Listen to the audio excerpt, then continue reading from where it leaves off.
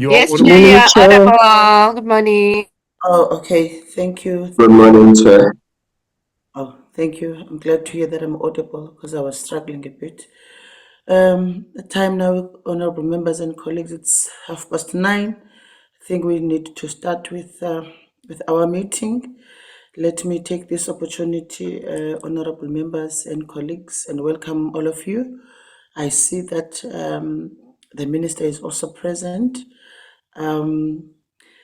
In welcoming you, honorable members and colleagues, while we are, excuse me, Recording in progress. while the fisheries sector contributes a modest share to our national GDP, it plays a critical role in livelihoods, job creation, food security, and local dignity, particularly in coastal and rural communities. It is therefore, honorable members, a sector where transformation is not only a policy imperative, but a social and developmental necessity. Since 1994, the government has implemented various measures to correct historical injustices by allocating fishing rights and recognizing small-scale fisheries. There is debate over whether the goals of policies in the fisheries sector, such as investment in infrastructure, skills development, enterprise support, supplier development, and broader socio-economic growth, are actually being met. The reports before us do not address these transformation indicators. Despite notable progress, transformation results are still inconsistent and fragmented, mainly confined to ownership of fishing rights and quotas. They have not yet penetrated deeply into the entire value chain. Additional challenges include barriers to entry, such as limited access to capital and infrastructure, issues of paper quota holders, allegations of fronting, and sluggish progress in downstream sectors such as processing, marketing, logistics, and trade. Even more concerning is our performance in aquaculture. While the rest of African continent saw the staggering 455 growth between 2000 and 2024, South Africa has plummeted from 6th place to outside the top 20 in production volumes. This is a massive disconnect between policy intent and reality.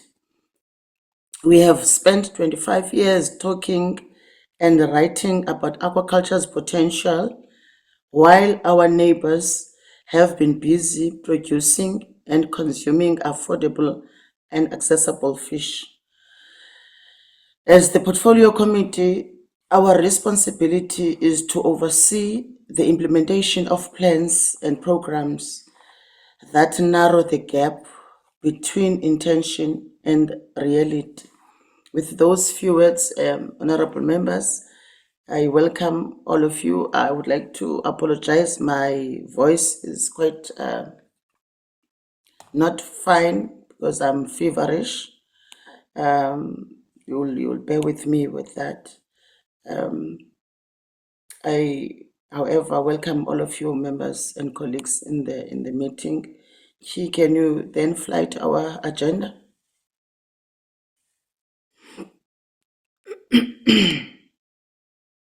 Can you scroll it up? Because I don't see it. I only see the top part of it.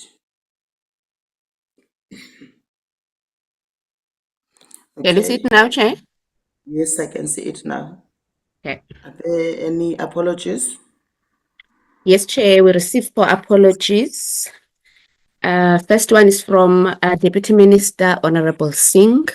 He's giving a keynote address in a conference in Gauteng, Chair. And the second one is from Deputy Minister Swartz. She's attending the International Day of Forest. And then the third one, Chair, is from Honorable Peters. She's on a study tour to London. The last one is from Honorable Makasi. She's attending a joint meeting, Chair, but she didn't mention. I think it's Public Works. Thank you, Chair. Those are the apologies. Okay, thank you, Chair. Those were the apologies, honorable members.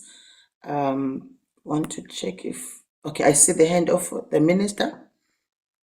Good morning, Chairperson. With regards to apologies, I would just like to be excused just after 10 o'clock for another meeting that I've got to go into, but I will be there until then. Thank you very much. If you accept that. Noted, and it is accepted, honorable minister. Members, can we then move for the adoption of the agenda? The agenda, it is in front of us. Can we move for the adoption of the agenda? Honorable Manaka. Thank you so much, Honorable Chairperson. Let me take this moment to greet every attendee of this meeting. I raised my hand to second the agenda as displayed there on the screen. Thank you. Thank you, Honorable Managa. Honorable Pilankulu.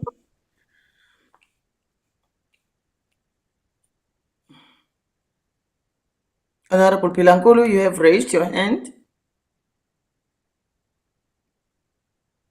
Honorable Kate, kindly unmute, please. Okay. Honorable Kumalo.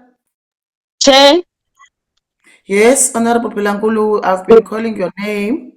Yes, I was trying to unmute. Hey, these things. Good morning, Chairperson, and good morning, everyone on the platform. I thought Honorable Manaka is going to move for the adoption, but I heard seconding. So I don't know whether I have No, to I move. think I think she just made an error. She was moving for the adoption of the agenda. Thank you very much, Chair. I wanted that to be corrected. So I second the move by Honorable Manaka. Thank you, Chairperson.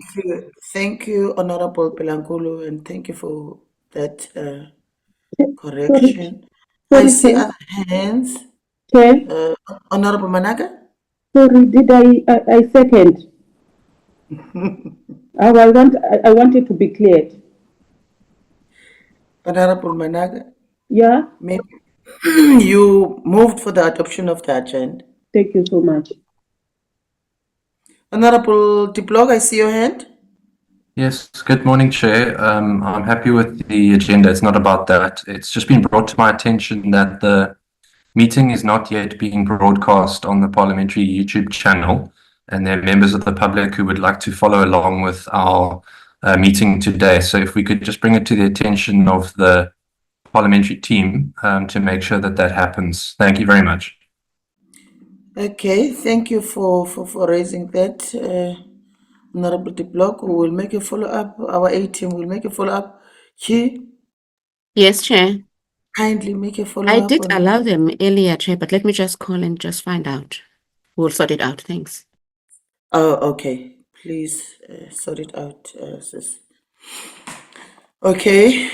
Before I move to the minister, Chi, can you go through the list of our attendees? Those who are coming from the department, can you go through the list, please? So that Oh, okay, Chair. I was still attending to the broadcasting issue. Okay, I'll go quickly, Chair. We have Minister leading the delegation, Honorable Okamp, and then we have the DG, Miss Novundo Shabalala, and then we have Mr. Beleman Simoli. He's the Acting Deputy Director General for Fisheries Management. And then we have Miss Marcia Costin. She's the Acting Deputy Director General for Oceans and Coasts. And then we have Miss Andrea I can't pronounce the surname. My apologies. She's the acting chief director for aquaculture, development, freshwater fisheries. And lastly, chair, we've got Advocate Nicolette Vink. She's the director for law reform and policy coordination. So that's the delegation chair from the, as well as the support staff, Gift Mulo, from the ministers and the DG's office. Thank you, Chair. Okay. I think DJ will help us in pronouncing the surname of Andrea, because we don't want to pronounce it wrongly. I Yes, understand. Chair. Okay, even though we need to try and familiarize ourselves with these surnames, it's yeah. When the teacher, she will correct us and help us with that. Minister, let me give over to you to do your overview. Thank you very much, Chairperson, and thank you very much for having me this morning. It's always a privilege to be with you, and I can't wait for our first in-person committee meeting. Since I've been the minister, we did not have any one of those, so I'm looking forward to that. Chairperson, thank you for your opening remarks. I agree with you. These are very important issues that we're going to discuss. Our fishing community is close to the hearts of every one of us, but it's also close to the hearts of a cultural movement of the traditional fishing community in this country. And we have seen recently how that cultural heritage of theirs could have been damaged, and how we as a department and me as the minister had to act very quickly to make sure that fishing rights were given back to them. I'm very proud to have done that, to be able within 3 days to have done all those appeals and make sure that we are really acting on behalf of our fishing community. I think what you also mentioned, this whole thing of paper permits, there's various terms for that. We need to look into that. We need to make sure that we protect our fishing industry, that we protect the livelihoods that's coinciding with that, and that we also then protect the environment. And that is what we are here for, is to get that sweet spot between what is in the best interest of people and the environment, and then get that together. And I believe that we are achieving that. So thank you very much for having me. Chairperson, in absentia to the two deputy ministers, I also want to thank them for their assistance that I've received from them on a continuous basis. Chairperson, our delegation is led today by our Director General, Ms. Nomfundo Shabalala, with her team, the Acting Deputy Director General of Fisheries Management, Mr. Belemane Semole, the Acting Deputy Director General for Oceans and Coast, Mrs. Marcia Corsten, the Chief Director, Marine Resources Management, Mr. Sasha Pia, and the Acting Chief Director for Aquaculture Development, Freshwater Fisheries, Ms. Andrea Bernard-Zeder. And I believe that is how you pronounce the surname. If I did that wrong, Andrea, please excuse me. And then also our Director, Law Reform and Policy Coordination, Advocate Nicolette Vink. Today, our team will be presenting to the Portfolio Committee the transformation status and performance of the 22 South African marine fisheries sectors, the state of the Aquaculture Phakisa, and the transformation of the aquaculture sector and the status of the Aquaculture Bill.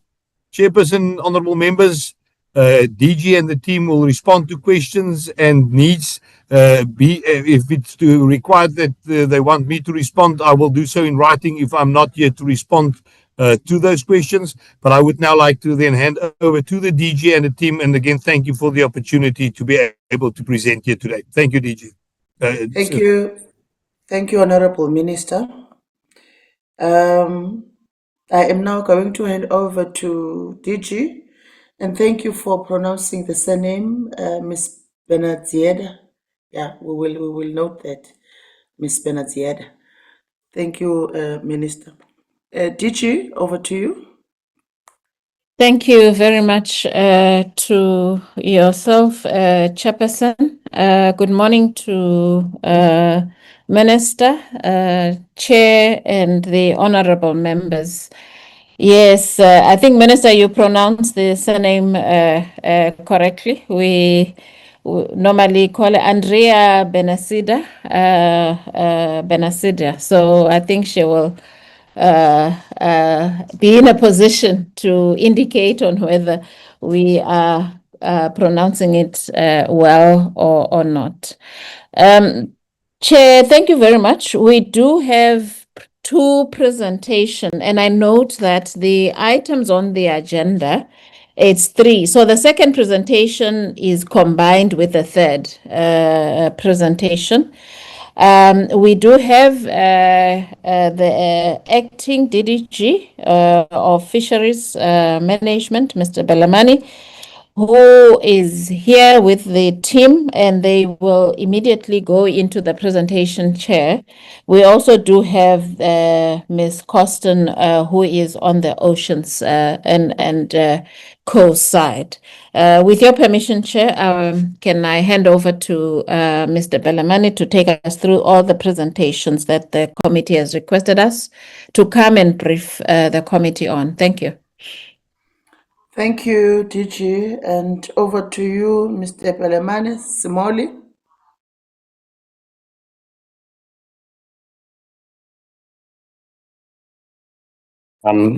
Good morning, honorable members. Good morning, Chairperson. Good morning, Minister. Good morning, DG and colleagues. I will be leading the team from the Branch Fisheries Management today. The first presentation was supposed to be done by the Chief Director, Marine Resources Management. However, he is traveling. So I did have a discussion with him last night that if he doesn't land on time, I will then do the presentation. The second presentation will be done by Ms. Andrea Benacida. You are not alone, members, in terms of the pronunciation. I still can't write the surname up until today, but I know it's Benacida.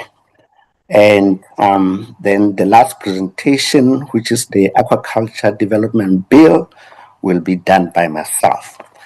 So with your permission, Chairperson and Minister, I will take you through the transformation sector of the capture fisheries. I think as the Chair and the Minister emphasized earlier on, that this is a very important sector. I think if we're seeing the last economic performance, that fisheries and forestry, they are one of the most stable sectors in terms of the economy at this point in time, which means that we really have to look after this particular sector.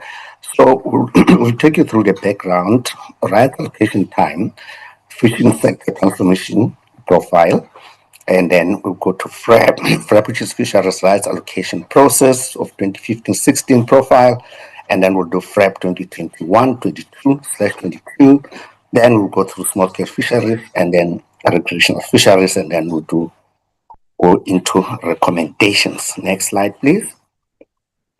In terms of our mandate, we derive our mandate from the Constitution. The Constitution outlines that the management of the fisheries sector, marine fisheries sector, is a national competence. In other words, it's not a concurrent function that is shared between the national department and the provinces. So it's solely a national competence.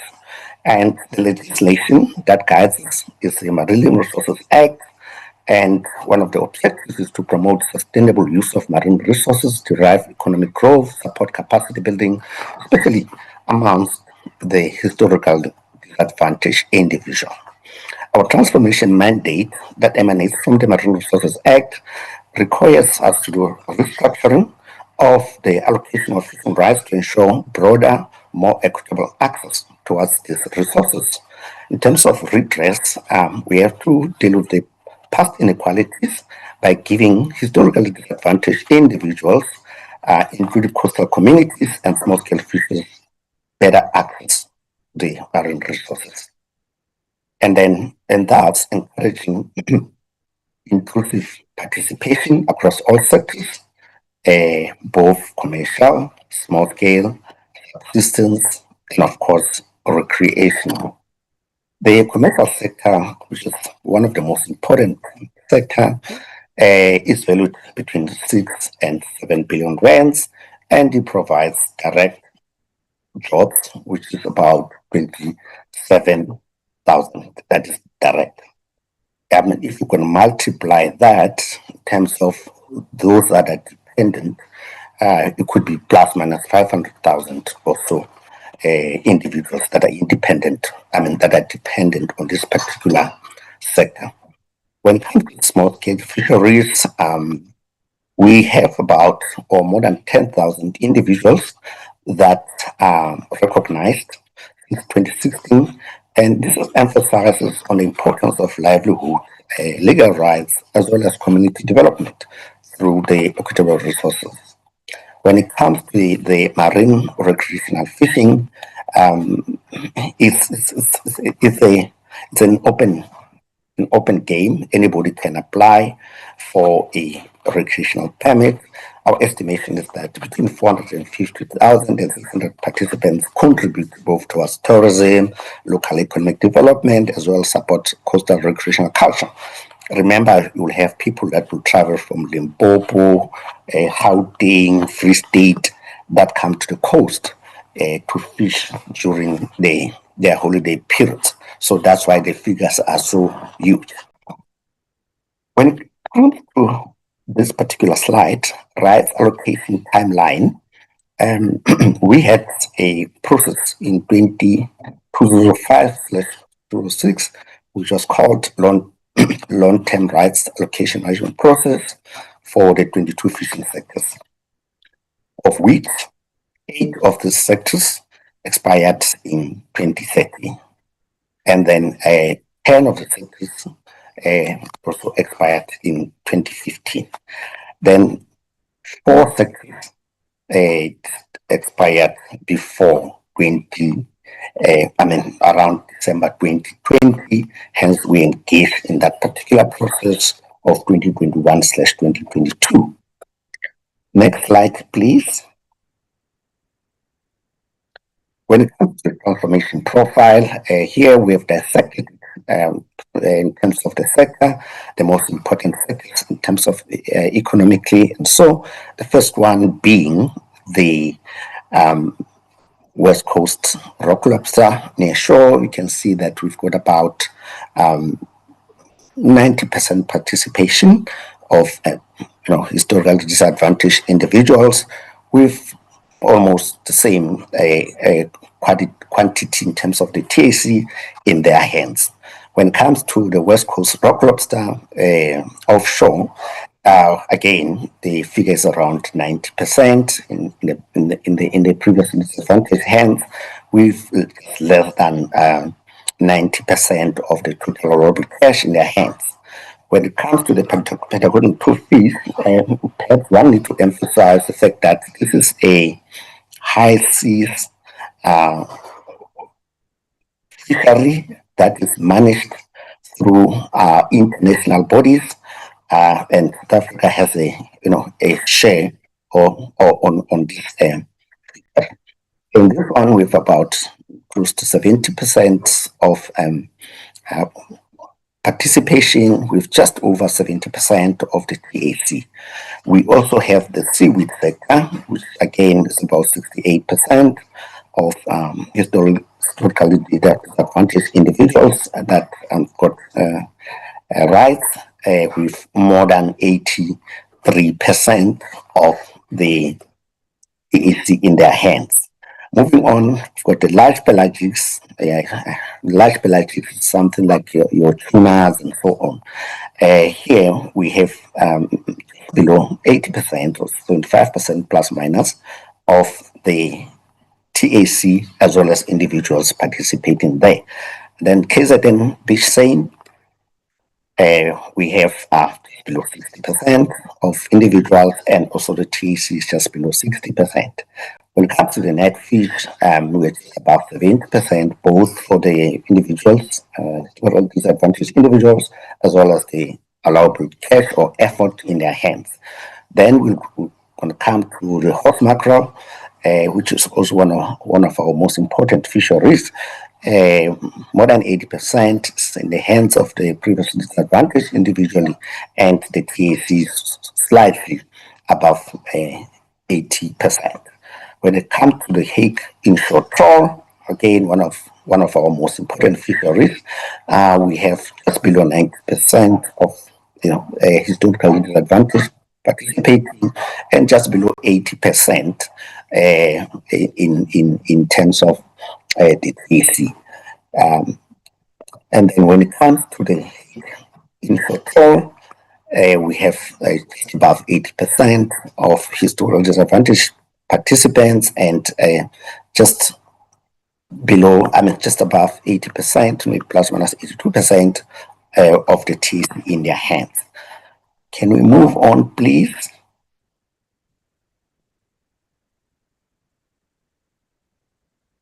Next slide, please.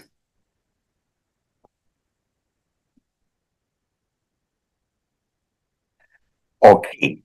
So when it comes to the fishing rights allocation process that I mentioned earlier on, that was 2021-22, when those rights had expired in December 2020. The sectors that we dealt with, the first one being the demersal shark line. We had one participant. It's a very small fishery, and basically A, B, C. A means that those that were already in the industry. B means those that were participating in other sectors but not in that particular fishery. C is new entrants, basically. So that's what the ABC means. So we had only one entity participating before and was successful. No new entrants, no transfers from other sectors. The call, we have 29 entities that were successful, of which 25 were already within the system, and 2 were from other sectors, and then 2 were totally new entrants. Kilo line, 86 participants, 64 were already in the sector, 7 were from other sectors within the fishing sector, then we have 15 completely new entrants. And then with the KZN crustacean trawl, this is your prawns, we had 4 participants, 2 were already in the sector, 1 was from other sectors, and then 1 new entrant. Then the small pelagic, which is a bit of a tricky one because we've got some serious appeals on this one. So it's a bit tricky. So they might change in the future depending on how the appeals pans out. But as it stands, we had 68 individuals successful, of which 59 were already in the sector, 3 from other sectors, and then 6 new entrants. When it comes to the 13, 52 were successful, 46 were already in the sector, 2 from other sectors, and 4 were new. The South Coast Rock Lobster, we had 9. It's important to emphasize that the KZN prawn, the KZN prawns, as well as the South Coast Rock Lobster, they are relatively smaller fisheries, hence the numbers are quite small. So we had 9 individuals that were successful, 7 who were already in the sector, 1 new and 1 coming from other sectors. When it comes to the squid, it's another tricky one because we decided to apportion part of the total allowable effort, because this fisheries managed in terms of effort towards the small scale fisheries, and were taken to court by the industry, and so far we have won the case, but I think they are basically. So we didn't have any new entrants, particularly because we had to accommodate the small-scale fisheries. So the statistics for small-scale fisheries is not reflected here. And then when it comes to traditional line fish, as much as we have about 455 total allowable effort, we only allocated to the commercial sector 290 because we are of the view that a bigger chunk of this total allowable effort must go towards small-scale fisheries. And out of that 290, 157 were already in the sector, 30 transferred from other sector, 103 came from other sectors. When it comes to the tuna pool line, 98 individuals were successful, 37 were already in the sector, 32 transferred from other sectors, and then we had 29 new entrants. Next slide, please. And then when it comes to the new entrants, I think I already spoke about the statistics earlier on, but perhaps what is important here is to emphasize that in the pool line, we have the biggest number in terms of the new entrants, followed by the resident pool. As I said earlier on, it's quite a small fishery, so the graph may not necessarily reflect big numbers, but because it's a small fishery, so it's easy for the graph to be. And then also what is of notable importance is the traditional line fish, where we had more than 40% entrance. Next slide, please. Okay, when it comes to black ownership, for the past fishing rights allocation process, the average black ownership is around plus minus 89%, and the average female ownership is around 56%. And then the outlier is at 100% female ownership in terms of one successful right holder in terms of the domestic fish. Once again, that could be misleading because it's very small fishery. If you get one individual out of one right that was allocated, it makes it 100%. Now, as I mentioned earlier on, these figures are subject to change, basically. Let's go to the next slide, please.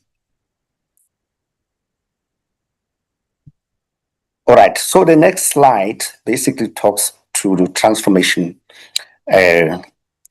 profile of the various fisheries. We can then start with the method stock, the line. Black ownership is 100%. The shareholding is also 100%, and the female ownership is 100%, as I've mentioned earlier on, because it's a small fishery, so it's easy to achieve 100%. When it comes to the Hake deep sea trawl, with about 75% of black ownership, and then the shareholding is just above 75%, and then the female ownership is around 50%, and then the youth participation is just below, is around 20%. Moving on, honorable members, when it comes to the total permanent employment per sector, you can see that the small pelagic, as well as when it comes to anchovy and sardines, these are the biggest drivers of employment, particularly when it comes to the processing side of things. And yeah, more than 7,500 individuals employed there. This is then followed by the Hake deep sea trawl with just less than 7,500 basically. Then we have also the squid. Normally, because squid is an effort controlled fishery, we manage the sea days, we manage the number of individuals that can be on the boat, we also manage the sizes of the boat. Let's move on, please. And then when it comes to small-scale fisheries, our key highlights are that the small-scale fisheries was approved in 2012 to promote equity and trust, as I mentioned earlier on. And over 22,000 individuals were recognized prior to that, but when we embarked on the right application process, this number was then reduced to 10,000, and then the number of cooperatives as it stands is 172, and they were all granted long-term rights with a basket of fisheries. That issue of the basket is also a controversial one because when you have to get fish from other sectors, like the commercial, allocated to the small scale, it's always a fight between commercial and the small scale because they say, no, why are you taking away from us and providing to the small scale? It's always a balancing act. But in principle, there's a basket of species, and we have said that if and when the fish becomes available from the commercial sector, we will then provide it to the small scale fisher folks. Next slide, please. And then in terms of the demographics, when it comes to small scale, in KZN, we've got about 100,000 individuals, of which plus minus 400 is men, and then women is plus minus 600. If you know, I mean, historically, in terms of the country, particularly for provinces like KZN, Eastern Cape, and so on, the men used to work in the mines in Gauteng, and the women would stay at home. Hence, you have a big profile of women who are then embarking in fisheries. So there's a historical element.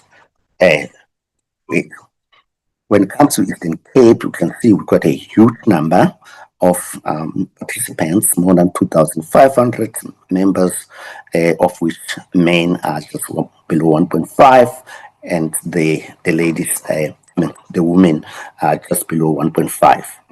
And then we also have individuals living with disability. When it comes to Northern Cape and Western Cape, we've combined these together because Northern Cape only has two cooperatives. The majority of the cooperatives and individuals are in the Western Cape. We've got more than 3,500 individuals participating, of which the majority are men. And then we have just over 1,000 that are females. Next. As we continue with the small scale, here we are outlining some of the key challenges. First one being market and access to finance. As you can tell, these are mainly individuals from previously disadvantaged backgrounds who can have access to capital, and some of them will probably be not accustomed to the issues of marketing. And in this regard, we have partnered with some of the development finance agencies such as IDC, National Empowerment Fund, and CIFA, which is part of the Small Business Development Department. And then there's also issues around weak cooperative governance or lack of leadership within the cooperatives. We are faced with a situation on our members whereby there's a lot of infighting in between the cooperatives. Every other day, one receives calls from the cooperatives claiming that we are the new board. We have banded the previous board, and it's like, but give us evidence that there was a meeting held and those kind of things. And when we require that kind of evidence, it does not come forward. Even this week, on Friday, I'm going to have a meeting with another cooperative from Hout Bay, whereby again there's an infighting. In the Western Cape, in particular, that's why you got the biggest fights. Hout Bay Lambert's Bay, as well as Doran Bay. That's where we've got the biggest issues. In other provinces, it's not really that bad. Infrastructure is also one of the issues when it comes to processing sites and those kind of things. And some of the areas, particularly in the Eastern Cape, we find that they are remote, and the fisher folks then struggles with market, and how do they keep the fish fresh so that when the market comes, the fish is fresh and they can get value for the money. So infrastructure is one of the main issues, particularly in the rural areas. Let's move on, please. All right. One of the issues is then low youth participation. The perception that the younger generation doesn't see it lucrative. They want to do office work, desk work, and also gender inequality. There's females under participation in the sector, and then also there's an issue of proper coordination between the various government departments and agencies. We try our best to coordinate, but it's still something that is of weakness. Let's move on, please. When it comes to the recreational fishing sector, I think I spoke briefly about this, that we've got individuals that come from all provinces, particularly during holiday seasons. They come to the coast, they will buy their fishing permit either online or through the post office, even though we've got huge challenges to the post office nowadays, but nonetheless, we still have a huge participation in this particular sector. Next. Again, when it comes to the recreational fishing sector, there's issues of access and equity, because you need proper fishing gear. If you're going to be diving for the rock lobster, you need proper goggles, your swimsuit and those kind of things, and some individuals cannot afford that kind of equipment. And then there's also issue of awareness, and in terms of participation, maybe a majority of the historically disadvantaged individuals don't know that you can actually fish recreationally. You don't have to just bring your ID, you go onto our website or you go to the post office, then you get paid plus minus 100 rand depending on the fishery, then you can then fish recreationally. If you could not get lack of formal structures, basically the no formal structures, in terms of this particular sector, like different individuals doing their own thing, basically. And then data limitations, because there are so many individuals, we struggle to collect data in terms of who caught how much harm somewhere. We know, for example, with the lobster, you are not allowed, the West Coast rock lobster, you're not allowed to catch, for example, more than 4 fish per day during the season, which has got certain number of days. The East Coast rock lobster, you're not allowed to catch more than 8 individuals per day over the season that extends from March to October. So it's always tricky to get data. Next one, please. In conclusion, honorable members, there is significant progress in terms of transforming the sector. However, more needs to be done to ensure that the transformation is across the entire value chain. And then we also need stricter regulation to transform. For transformation is required to ensure compliance and fair business practice. There's a need to standardize the definition of transformation in the context of the fishing sector. We will be very soon embarking on a process of amending the Marine Living Resources Act, and we have adopted an approach whereby we say we will get inputs first from the stakeholders instead of us coming with a draft that maybe it won't relate to the stakeholders. So we have decided that we're going to change approach. And we do acknowledge that the fact that the provinces have a significant role to play in stimulating investment in the sector in order to promote transformation. Next, please. Thank you very much, honorable members. That is the end of the presentation, and the next presentation will be undertaken by Ms. Andrea Benazita. Andrea, Chairperson, with your permission, Thank if you. I can come in. Thank you, Mr. Samole. Good morning, honourable members, and apologies for my surname. It is Andrea Bernacida.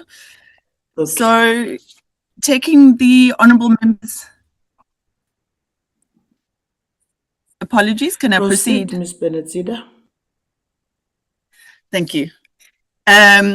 So taking the honourable members through, as you're aware, aquaculture is one of the sectors that have been identified in terms of sustainable utilization of our natural resources, nutrition and food security, and transformation. So looking at the overview of the Operation Phakisa Aquaculture Lab, which commenced in 2014, it came with various key initiatives that were aimed at unlocking the potential of the aquaculture sector in line with the challenges being experienced by the sector. So if we look at these initiatives, there were initially 8 initiatives, which are now 9, when it was reviewed in 2019. The first was the selection and implementation of 24 catalyst projects, which was extended to selection and implementation of any kind of new catalyst projects coming forward. Legislative reform to promote aquaculture development, and as one of the items is the discussion around the Aquaculture Bill, which is a key part in terms of the legislative reform.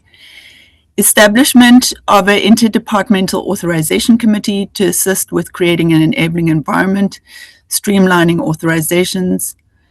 Establishment of a globally recognized monitoring and certification system to address aspects such as aquatic animal health and food safety, local and international market certification requirements. Establishment of an aquaculture development fund in order to facilitate funding into the sector, capacity building, coordination of industry-wide marketing efforts, preferential procurement of aquaculture products, and the development and implementation of aquaculture development zones. Next slide, please.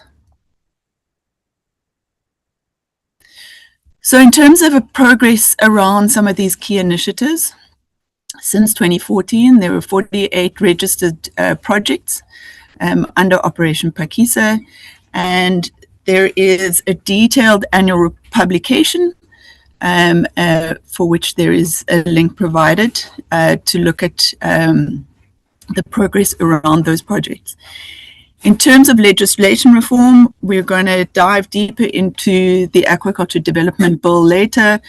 Another key initiative was undertaking a strategic environmental assessment to promote sustainable development, which was completed looking at both push and pull factors, identifying areas where aquaculture would have a lower impact on the environment, but also is suitable to be produced in that environment.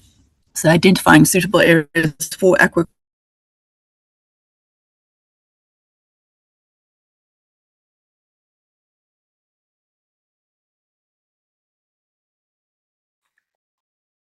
I can't hear Ms. Benazida. I'm not sure whether it's me. No, we can't hear. We can't hear you. I can't hear neither. Oh, okay. Okay, Ms. Benazida? okay, Honorable Chairperson, probably she's got a problem with her link. Another key engagement has been... Ms. Benazida? Ms. Benazida? Mr. Sinoli, can you mute? Mr. Sinoli? Can you mute Okay, no, your I was offering to take over the presentation if Ms. Benedict has got connectivity challenges, Chairperson, but it's fine. Back. Thank you. Miss Benedita? We kind of lost you a bit, but you can continue with your presentation. Okay, Chair, is the connection better now? Yeah, it is better. Okay, apologies for that. So Initiative 3 dealt with the establishment of the Interdepartmental Authorization Committee. A key aspect around that has been engagement with Department of Public Works and Infrastructure around leases for aquaculture activities in coastal areas, and engagement with Transnet National Ports Authority around allocation of water space for aquaculture and increasing their leasing framework aligned to the marine aquaculture right.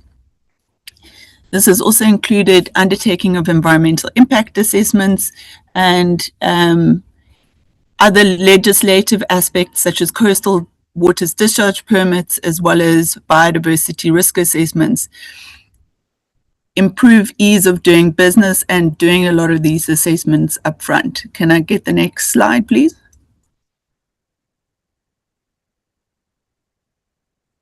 So Initiative 4, as I've indicated, largely relates to local and international market access and ensuring that we have the monitoring and certification systems in place to do that. A recent win that we've had around this is we've been audited by the EU in terms of our food safety program for marine fish, and following a intensive audit, we're awarded EU export approval for abalone, and we're still awaiting for the approval of bivalves. In terms of the establishment of the Aquaculture Development Fund, a key approach here has been undertaking financial feasibility studies for different species to help inform new entrants, government authorities, and potential funding institutions in terms of what is a sustainable enterprise to fund, in what area, at what scale, and what kind of funding is required. In terms of investment into sector, in 2024, there was 183 million, 23 million of that came from government. Over the entire period since 2014, the cumulative investment has been just over 4 billion, with government contributing 671 million and the private sector contributing the rest. Some of the links are provided in terms of the feasibility studies that have been done, as well as the comprehensive directory for development finance and grant funding organizations for aquaculture. If I can get the next slide, please. In terms of capacity building and skills development, as it's quite a technical and technology intensive industry, a thorough skills and needs analysis has been done in line with those scarce skills required. There have been interventions in terms of training state vets in aquatic medicine. There's an active skills expert working group looking at addressing some of the skills gap in the short and the long term through the South African Maritime Institution, which coordinates it, as well as a key focus in terms of getting certification for the Aquaculture Technology Demonstration Center in the Free State, which provides training on a monthly basis. Since 2014, the Aquaculture Technology and Demonstration Center has trained over 1,500 potential farmers, in-service trainees, interns, and government officials. In terms of coordinating industry-wide marketing efforts, there has been development of a public awareness and marketing strategy. There's an active marketing working group to try and address key marketing interventions. There's development of marketing and awareness material. And if the honorable members have time, the links have been provided to some of the species-specific farming videos, which show you both how the species are farmed to create education, and additionally have a lovely recipe at the end to help promote consumption of fish production in South Africa. There's also key information around the Gariep Aquaculture Technology and Demonstration Center for those that are interested, as well as the Marine Aquaculture Research Laboratory in Cape Town and the Aquaculture Development Zones. Please move to the next slide. Around preferential procurement for aquaculture products, 2 trials were conducted at correctional services on both catfish and tilapia with positive feedback, which resulted in an amendment of the food specifications to include freshwater fish. Previously, it only included marine fish. And tenders have been advertised to allow bidders to provide freshwater fish to the Department of Correctional Services since 2024. Around the development of aquaculture development zones, we have the Saldanha Bay Aquaculture Development Zone in the Western Cape, largely farming mussels and oysters, and there's over 846 hectares, of which 30 to 40% is currently being fully utilized.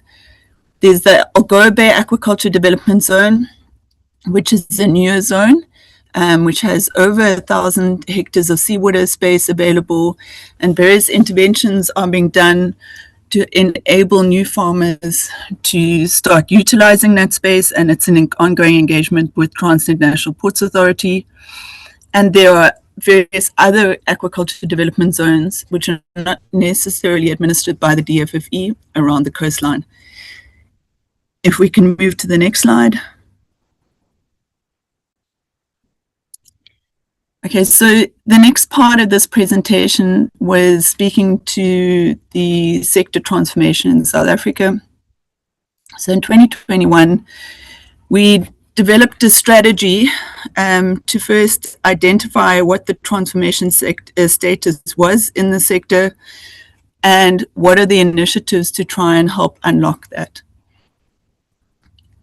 Overall, the strategy identified challenges and gaps and proposed interventions, which are highlighted in these pillars. I note that the resolution here may be too small for the members to see, but to give you a brief overview, the first pillar or 2 pillars relate to increasing production, which in essence is increasing primary production and the number of farms, which enabling new entrants, improving support services, and promoting access to markets.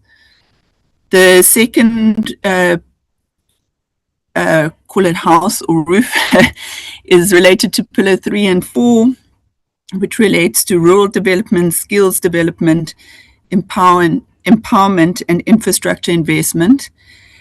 And the last one relates to institutional support, primarily related to aspects around funding, as well as sector management and regulatory environment.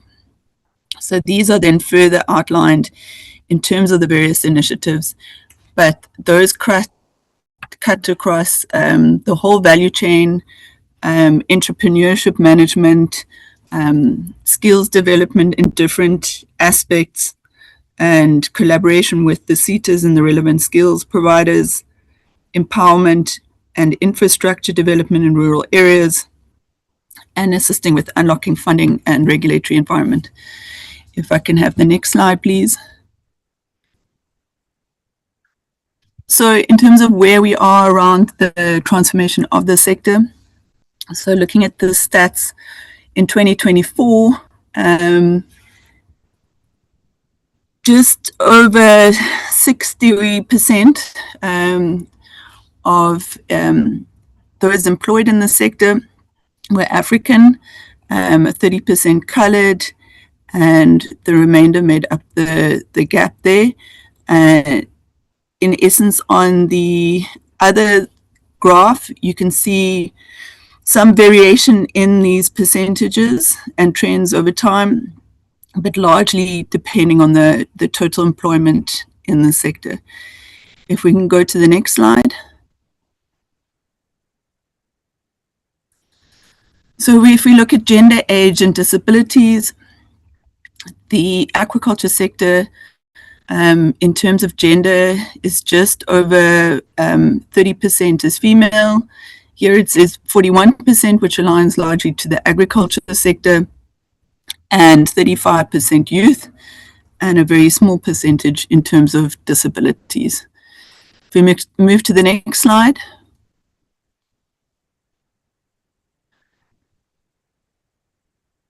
So noting those percentages are across the entire employment sector. But if we look at the numbers a bit more closely, we can see that we still have an issue in that a lot of top management, senior management, and professionals or specialists, a high percentage of that is made up of white, and the rest are African, colored, and Asians. The numbers are provided there. And then in terms of African representation, it's largely skilled, technical, semi-skilled, and unskilled.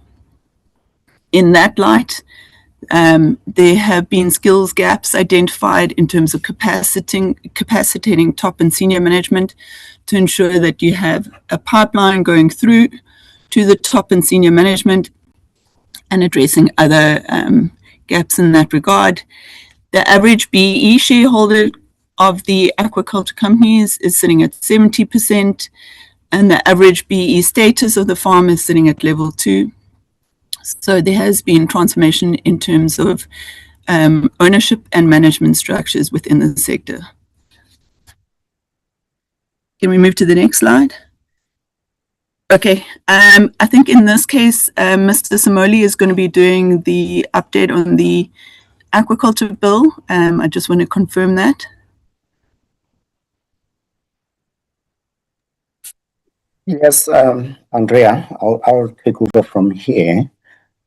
Maybe with your permission, Chairperson and DG, if then Andrea can be excused because she is in the middle of interviews, and I will then handle all the questions pertaining to aquaculture. Yes. So in terms of the Aquaculture Development Bill, progress to date, this bill... Mr. Samuel? Hello, Chairperson. Can you hear me? Yes, you have requested that Ms. Benatsida to be released. Yes, with your permission, Chair and DG. Okay. Next time, Mr. Samuel, when we are on apologies, you must indicate that, because we have opened an opportunity for apologies, that was not highlighted. But however, I will release her. But next time, when there's apologies, because you knew before apologies that she will need to be released. Kindly respect our meeting, please. I do apologize for that, Honorable Chair. But Ms. Benatsida, you are released. You may continue, Mr. Small. Sorry about that, Chair. In terms of the Aquaculture Development Bill progress, this bill will provide a dedicated legislative framework for the management and sustainable development of both the marine and freshwater aquaculture sectors in an integrated manner. What we mean here is the fact that the marine aquaculture sector is managed through the National Department, through the Marine Resources Act, and the freshwater sector is then managed by the provinces through various ordinances. Then we have recognized the fact that the different provinces have got different approaches towards the management and development of the sector. So we want to have an overarching legislation to ensure that there's harmony in between all the 9 different provinces. The progress to date is that we undertook the public consultations between November 2023 and January 2024, and these consultations happened through the 9 provinces, where we had teams on the ground going to the various cities and towns, calling the meetings. We also had published these meetings in the newspapers and government gazette and so on, just to make sure that we reach as many people as possible. Following that process, we received about 509 comments, whereby we had to compile a table for responses to each and every comment. It was quite a tedious exercise, but nonetheless, we did go through. Where necessary, we made changes. Where not necessary, then we didn't effect those changes, but we provided responses in terms of why we're not making those changes. And then in November 2024, the bill was presented before the economic sectors cluster of the DGs, and where it was recommended for tabling before Cabinet. The bill was then eventually tabled before Cabinet around the 2nd of April 2024. Obviously, we had to get certification from DPME in terms of SEAS, as well as the certification from the Chief State Law Advisor. Next one, please. Yeah, I've already mentioned the SEAS. I also already mentioned that we tabled the bill on the 2nd of April 2025, and however, the Cabinet Committee members had certain inputs or comments that we had to go back to the drawing board, which we did, and address those issues.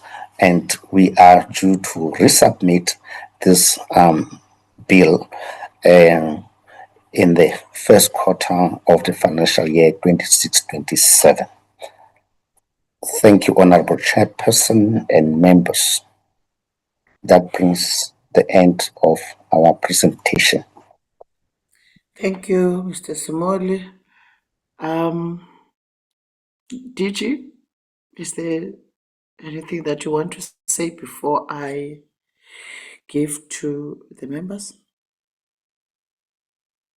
Thank you very much, Chairperson. This is the presentation that we have for the items that have been requested. And I think in relation, Chair, let me apologize. In terms of Andrea, she was not supposed to leave, so she is going to then rejoin the meeting and ensure that we conclude this assignment, Chair. I think that's all that I wanted to highlight, Chair. We are then open to questions in relation to these matters. Thank you. Thank you, DG. Honorable members, I am now going to note hands for any clarity-seeking questions. I am noting the hand of Honorable Kate Bilankulu, who will be followed by Honorable Diblock, and then you'll be followed by Honorable Kumalo, number 3. Number 4 will be Honorable Mkhize, followed by Honorable Pitch.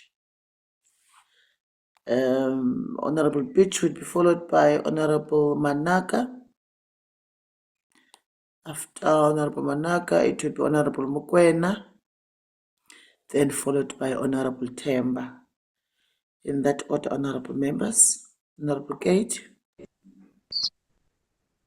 No, thank you very much, Honorable Chair. And greetings to everyone on the platform. I'm going to ask a few questions from both the presentation. Chairperson, my first question, I'm sorry. My first question goes like this. To what extent have regulatory processes such as environmental approvals, leasing, and permitting been streamlined in practice? And what evidence demonstrates that these are no longer barriers to the entry? How is the department evaluating whether capacity building initiatives and aquacultural development zones are translating into tangible economic participation and ownership for emerging farmers? Another question, Chair. How does the department account for ongoing delays in finalizing the Aquaculture Development Bill? And what concrete timelines are in place to ensure that regulatory uncertainty does not continue to hinder investment and sector transformation? What were the issues flagged by Cabinet which necessitated to the retabling of the bill before this Parliament? About the legislative reform and implementation, Chair, the activeness and the Aquaculture Development Bill, the bill has undergone multiple rounds of consultations and revisions. Given the lengthy process, what specific concerns or complexities arose during the public consultations and cabinet committee review that necessitated such extensive amendment?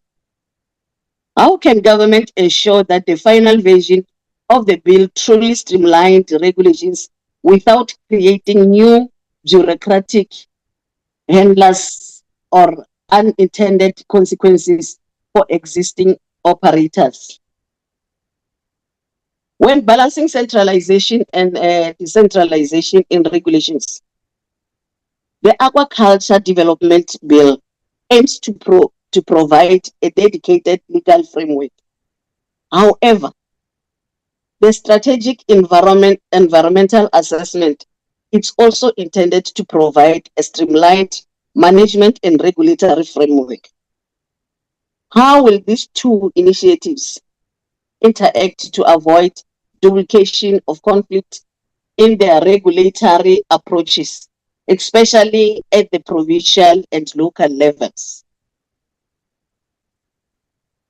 Coming to environmental risk management beyond biodiversity, what are the potential long-term cumulative environmental impact of scaled up aquaculture development in these prioritized areas? And what monitoring and adaptive management strategies will be in place to address unforeseen ecological consequences beyond specific risk? Given a low average new interact success rate of only 33.6% in the 21-22 front process and the wide disparities in black shareholding across sectors, what concrete steps has the department taken to give an effect to the Marine Living Resources Act mandate for broader, more equitable access and meaningful redress of past inequalities? I thank you, Chair.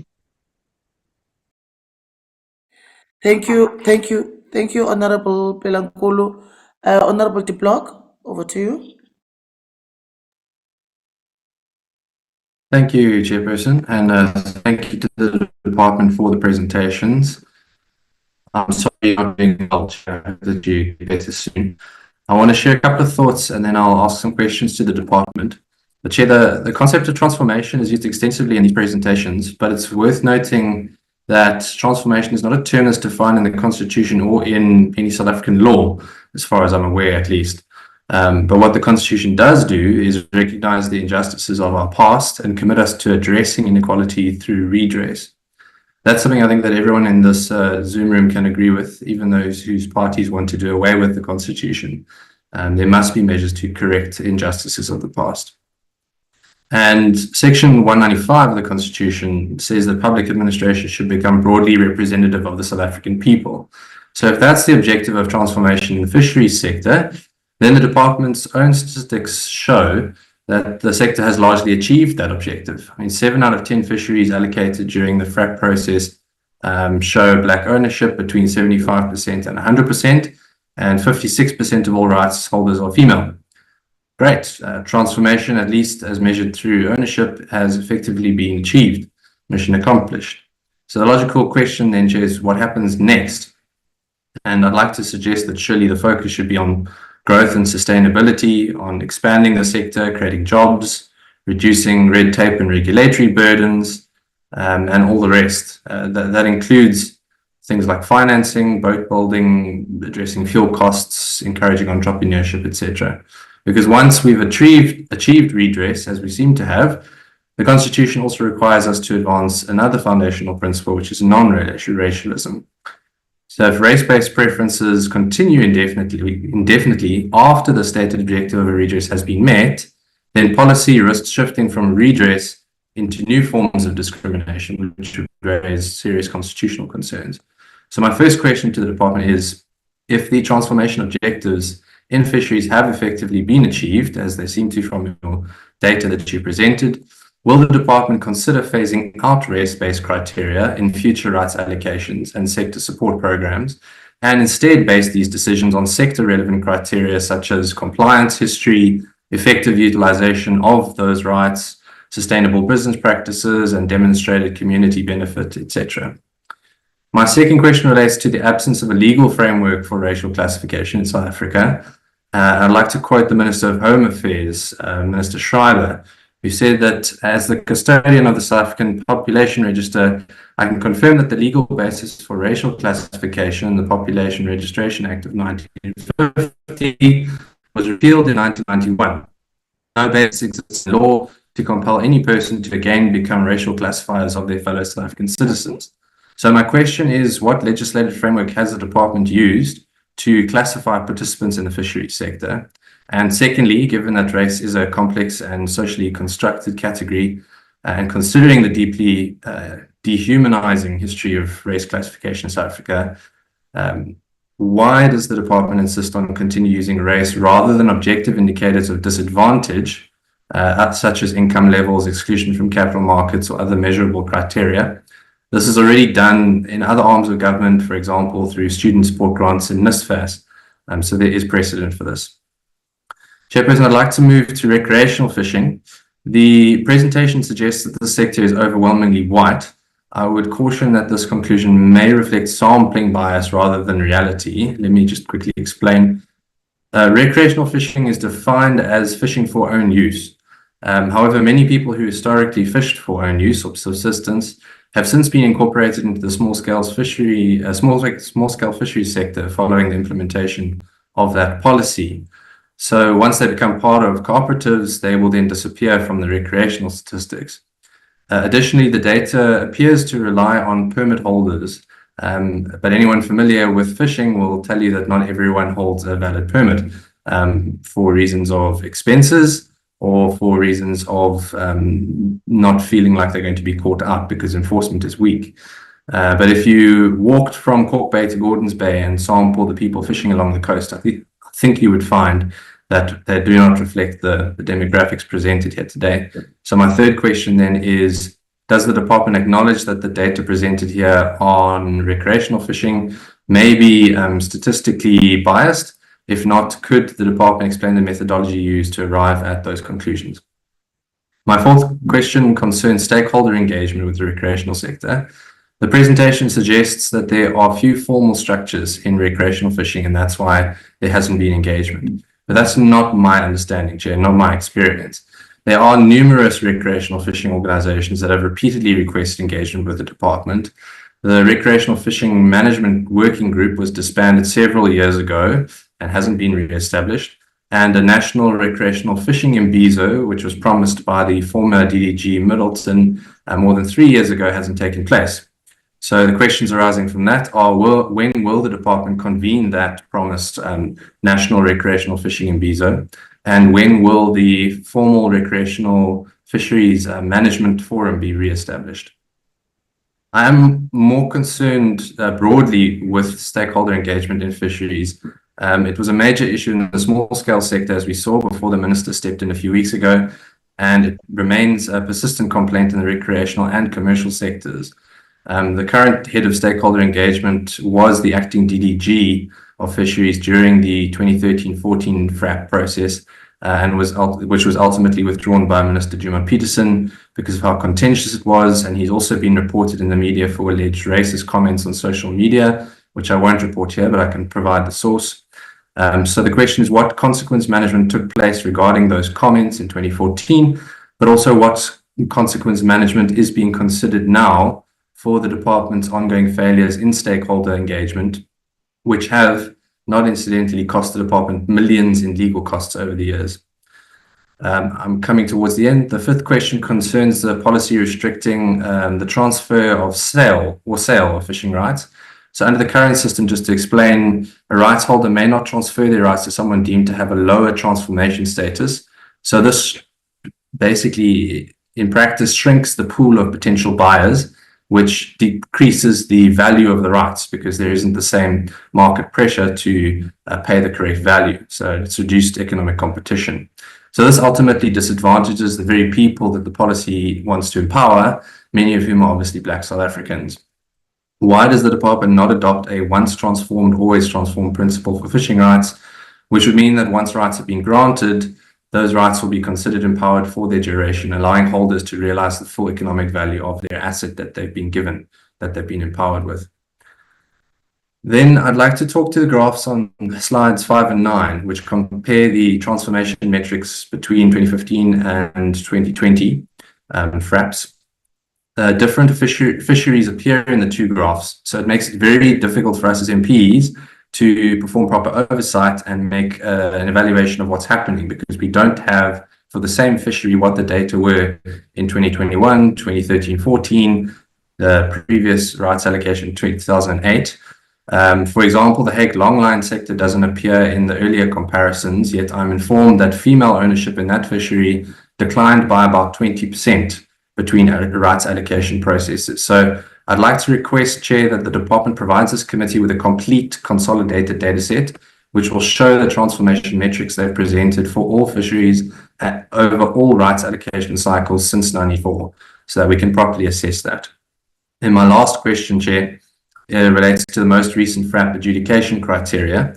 The published criteria included scoring related to Black directorships, yet it appears that during adjudication this was not consistently applied, with greater emphasis put on employee demographics. So I'm aware of at least one company where a colored director who'd built a business over 40 years resigned his directorship because he was told that having exclusively Black directors would improve the company's score, only to discover that later this criterion was discounted and wasn't used. So you can imagine the disappointment and trauma that kind of policy incoherence causes. Businesses make life-altering decisions based on the department's criteria, only to find that those criteria are not applied. So my final question is, why were the published criteria relating to Black directorships not consistently applied during the adjudication, which obviously disadvantages Black directed and Black owned businesses? And what corrective steps has the department taken where this has occurred? And how would it ensure that future allocation processes are conducted in a manner that is transparent, predictable, and legally defensible? Thank you so much, Chair. Thank you, Honorable Tiblock. Honorable Kumalo. Chairperson, thank you very much. Greetings to your good self, honorable members, and our officials that are in the platform. Very sorry, Chairperson, my voice is not okay. I'm having just flu. But I'm having, let me take this opportunity, Chair, to welcome the presentations from the presenters. I'm having some few questions, Chairperson, that I want to ask. One, while the European Union export approval for live molluscs is a significant achievement, the context notes that Avalon is currently working with the European Union to export products, and approval for bivalves is pending. What are the specific challenges, Chair, or requirements that the abalone and bivalve sectors are facing in securing this approval, and what is the projected timeline for their inclusion? How vulnerable is this export market to future regulatory changes or geopolitical shifts? One of my questions, Chairperson, is in relation to the trial with the Department of Correctional Services for catfish and tilapia is a positive step. However, the procurement tender was published, Chair, in 2024. Then what has been the update and success rate of this tender so far? Are there plans to expand preferential procurement to other government departments or institutions? And what measures are in place to ensure consistent demand and fair pricing for aquaculture producers? Chairperson, there was a presentation that we have received from the aquaculture sector. So I'm just having a question there.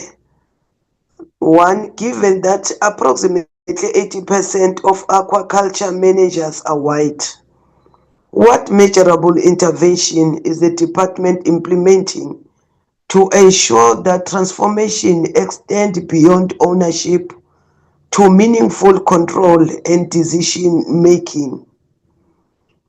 Considering the disproportionate reliance on private sector funding relative to government contribution, how is the department ensuring equitable access to finance for historically disadvantaged individuals entering the sector?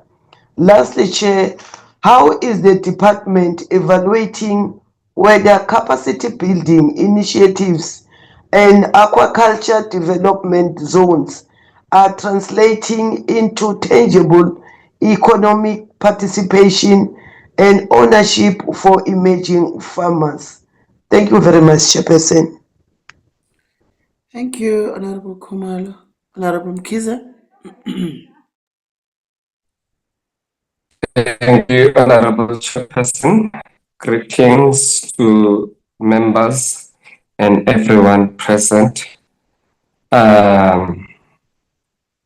Collectively, we should move beyond the surface level transformation statistics and advocate for real economic empowerment by ensuring small-scale fishers and coastal communities gain meaningful control access to finance and markets.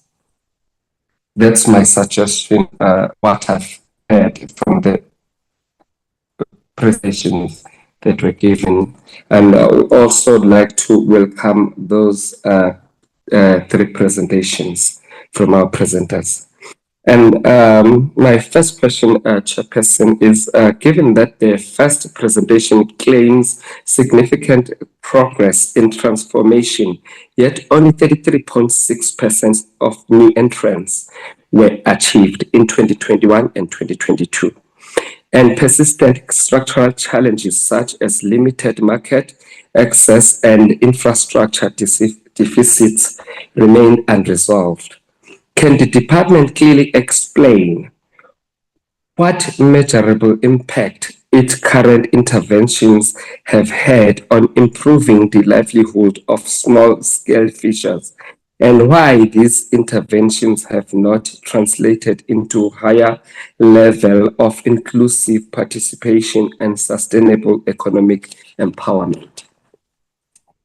given that the Aquaculture Development Bill has been in process for several years, with multiple consultations, cabinet recommendations, and yet still not reintroduced to Parliament. My question is, what specific failures or delays within the department are preventing its finalization and implementation? And by when can South Africans expect the bill to be tabled without further postponement? Thank you very much, Honorable Chairperson. Thank you, Honorable Mkhize. Honorable Beach. Thank you very much, Chair. Chair, I've broadly been covered by my colleague in regards to a number of these issues. But I want to maybe just speak to one or two of the questions specifically pertaining to aquaculture. As we're aware, the Aquaculture Bill and the timeframes that we've seen occurring with the bill has become quite extended.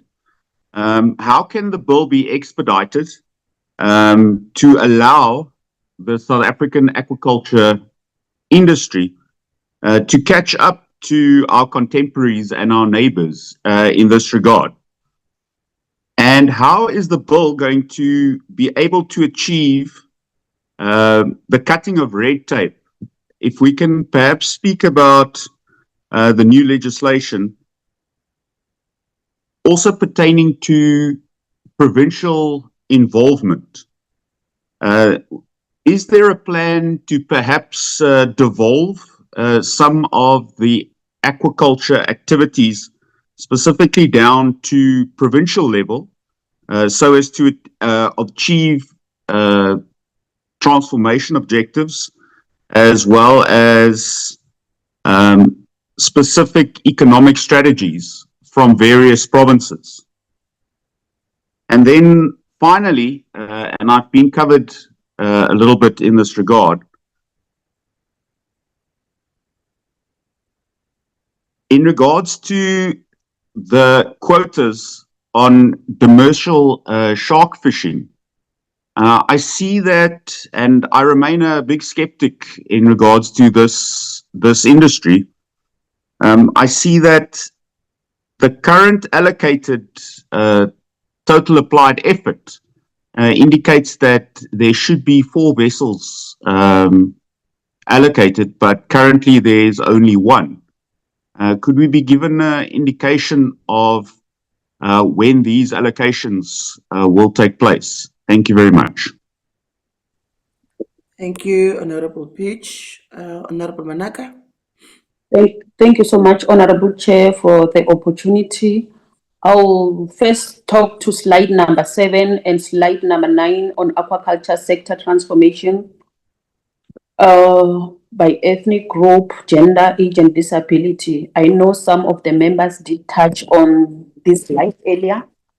Chair, it reflects that there is 41.2% female participation as compared to 58.8% male participation. What targeted interventions are in place to close the gender gap, particularly in leadership and technical roles within aquaculture? Youth participation currently stands at 37.7%, while the adults account for 67.3%. What strategies, Honorable Chairperson, is the department implementing to increase youth participation, skills development, and retention in the aquaculture sector? Can the department provide detailed report or detailed data on participation of persons with disabilities in the aquaculture sector and outline specific programs aimed at improving their inclusions?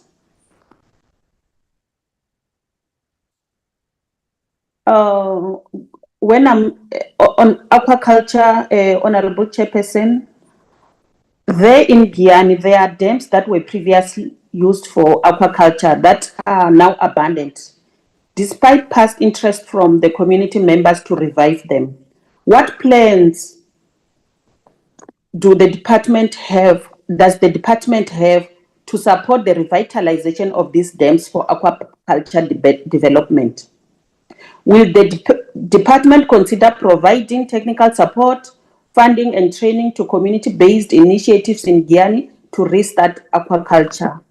Are there any current or planned partnerships with local communities to ensure sustainable utilization of the abandoned dams? Coming to small-scale farmers, Honorable Chair, on the issue of transformation, the small-scale fishers was introduced to empower historical communities, particularly blacks.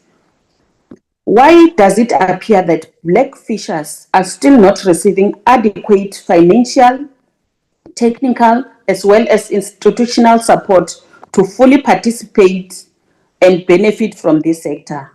Similarly, this trend is observed in aquaculture, where there is low participation of youth and women, as well as fragmented government support.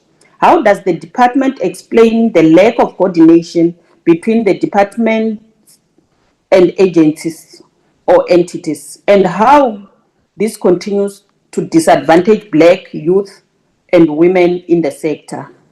What concrete coordinated interventions are in place to attract and retain youth and women in small-scale fisheries? And why do current efforts appear insufficient? The last thing on recreational fishing, Honorable Chairperson, approximately 300,000 participants remains largely dominated by historically advantaged groups due to access to affordability. What measurable progress has been made to transform this space and ensure that meaningful participation by Black South Africans is also felt? There are ongoing concerns that certain coastal areas such as False Bay, Camps Bay are still not accessible to previously disadvantaged communities. What steps is the department taking to ensure that these public resources are equitably accessible to all South Africans? Are there any enforcement and monitoring mechanisms in place to address exclusionary practices in recreational fishing areas? Thank you so much. Thank you, Honorable Manaka. Honorable Mukwena. Thank you very much, Chair, and greetings to your good self, delegation from the department and honorable members. Chair, my question are this. What mechanisms are in place to ensure that export market gains, particularly EU approvals, benefit small scales and emerging producers rather than established industry players? What is the interpretation of the extremely low number of permanent employees for the demersal shark, and what is being done to increase these numbers? And then on the excuse Chair. Sorry, Chair, for you. No problem. On the presentation, the employment figures shows a high percentage of African and colored individuals. The transformation strategy aims for meaningful participation. What metrics are being used to define and measure meaningful participation beyond just employment numbers, especially concerning decision-making power, ownership, and entrepreneurial opportunities for historically disadvantaged individuals? And then for the other question, Chair, I'm covered by Comrade Pilankulu. Thank you. By Honorable Kula's case. Thank you for correcting that.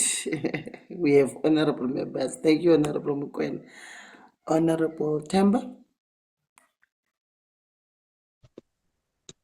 Thank you very much, Chair. Greetings to the members, Minister, DM, DG, and everyone in the platform. I greet you. Let me welcome the presentation or both presentations that have been made or submitted to us. I also have a few questions, which is some are being covered by my colleagues. I will table my questions as follows.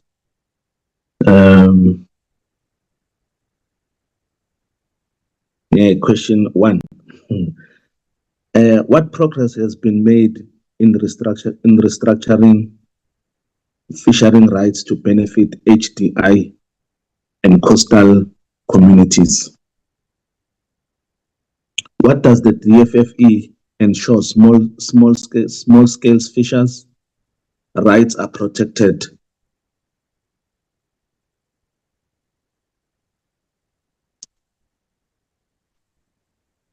What's been done to formalize and regulate marine recreational fishing to maximize economic benefits?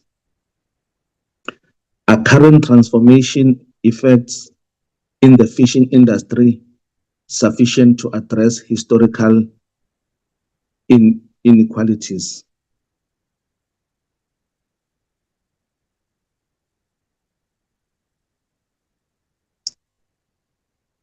Given slow transformation progress, does DFFE acknowledge that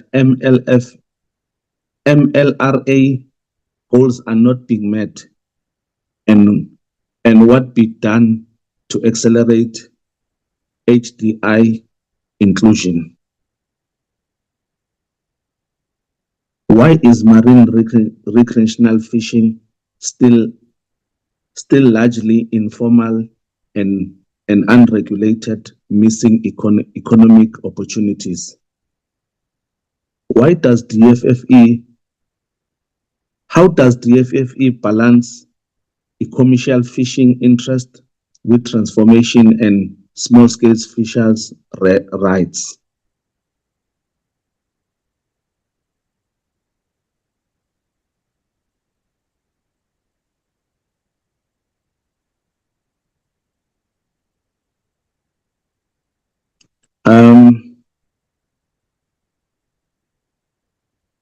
Another question, are environmental concerns being sidelined for economic growth in aquaculture development?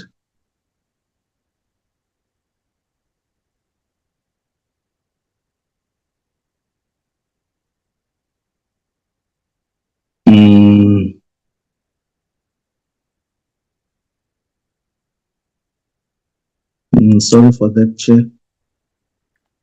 No problem.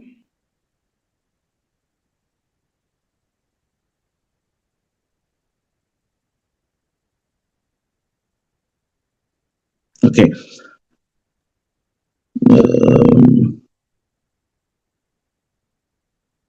How will be the approval, seawater space and land lease translate into jobs and economic growth? What criteria are used to prioritize areas for aquaculture development in the strategic environmental assessment? How are local communities involved in the planning and the decision-making process for aquaculture projects?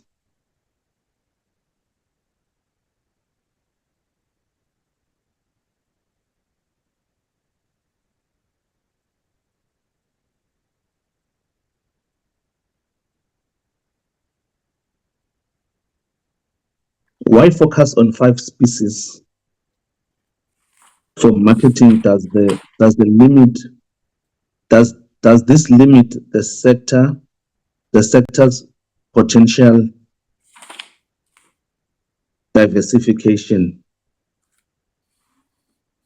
How does the DFFE ensure the marketing effects translate into increased demand for local aquaculture products?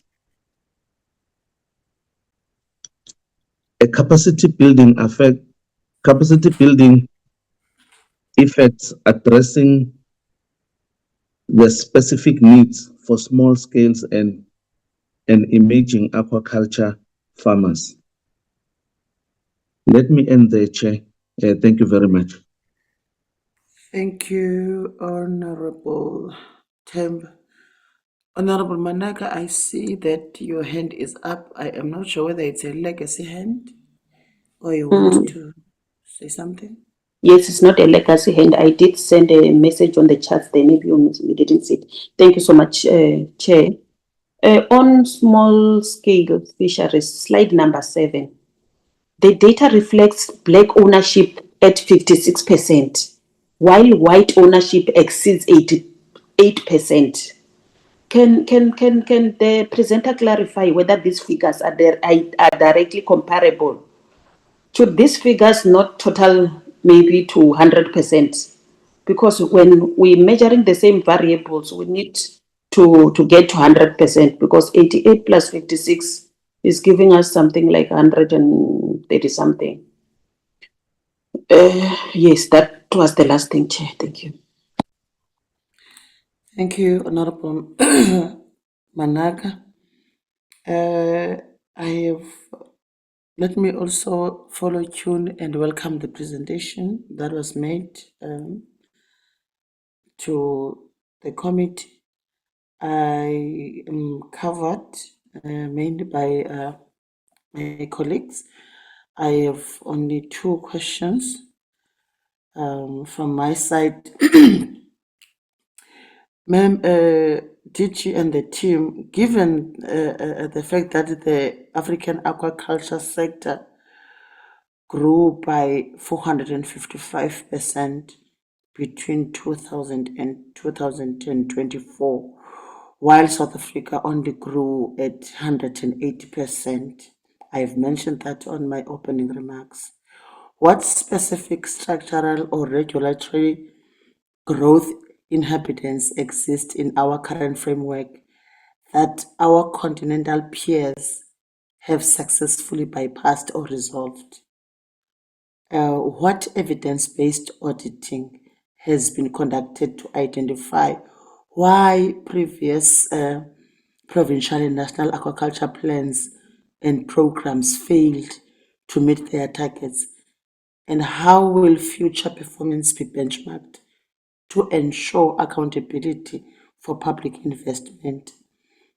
And the second question that I have, I think Honorable Pitch mentioned the involvement of provincial departments, and I think also Honorable Manaka touched on that, on the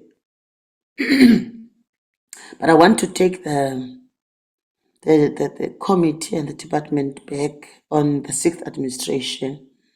At that time, the department planned to revitalize state-owned hatcheries with provincial departments to supply communities and farmers with high-quality fingerling to grow the aquaculture sector. And the targeted hatcheries were Tafloop in Limpopo, Lindeberg, and Kalen in Mpumalanga. The other one was Mkhatini in KwaZulu-Natal and Amalinda in Eastern Cape. While the physical revitalization of these hatcheries is a necessary output, the ultimate strategic goal is the sectoral growth. Were any of these hatcheries ever revitalized, the ones that I've mentioned? If so, how has the department evaluated the actual conversion rate of fingerling distribution to successful commercialized community enterprises? And the revitalization model relied heavily on partnerships with provincial departments, which have historically been a point of failure due to mismatched budgets and varying technical capabilities. Who then is responsible for keeping the state-owned hatcheries functional and preventing them from falling into despair once the initial capital expenditure phase is complete. Those are the questions from my side. I'm going to hand over to you, DG, and the team to respond to the questions that were raised by the members. DG? Thank you very much, Chair, and thank you to the members. And I think the members have gone into an extensive issues in relation to what, as a department, we need to clarify to the committee. Chair, I am going to request my colleagues to respond, but I just want to highlight at a high level, and I think there are matters that have been raised by Honorable de Block in relation to issues of the current focus of the department in as far as transformation is concerned, and also in terms of whether the objectives of transformation have been achieved.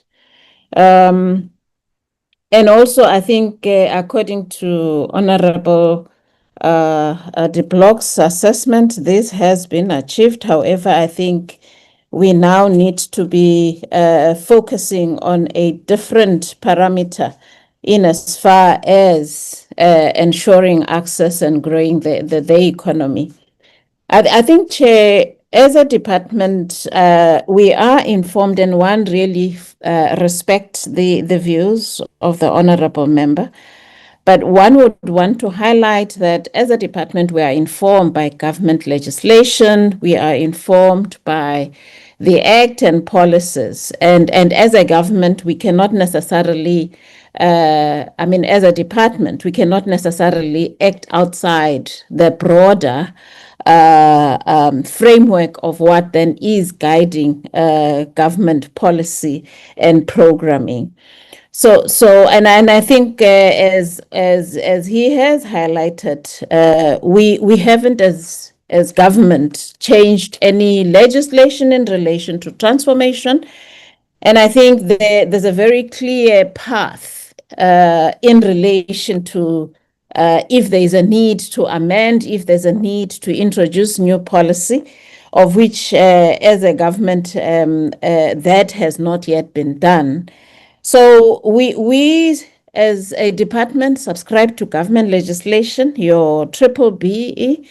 We also subscribe and have to align ourselves to your Employment Equity Act. And we have to also ensure that we come up with policy that then are aligned to these legislation framework. And issues of empowerment, mainly women, the youth, and disability is government policy that we have to align ourselves to.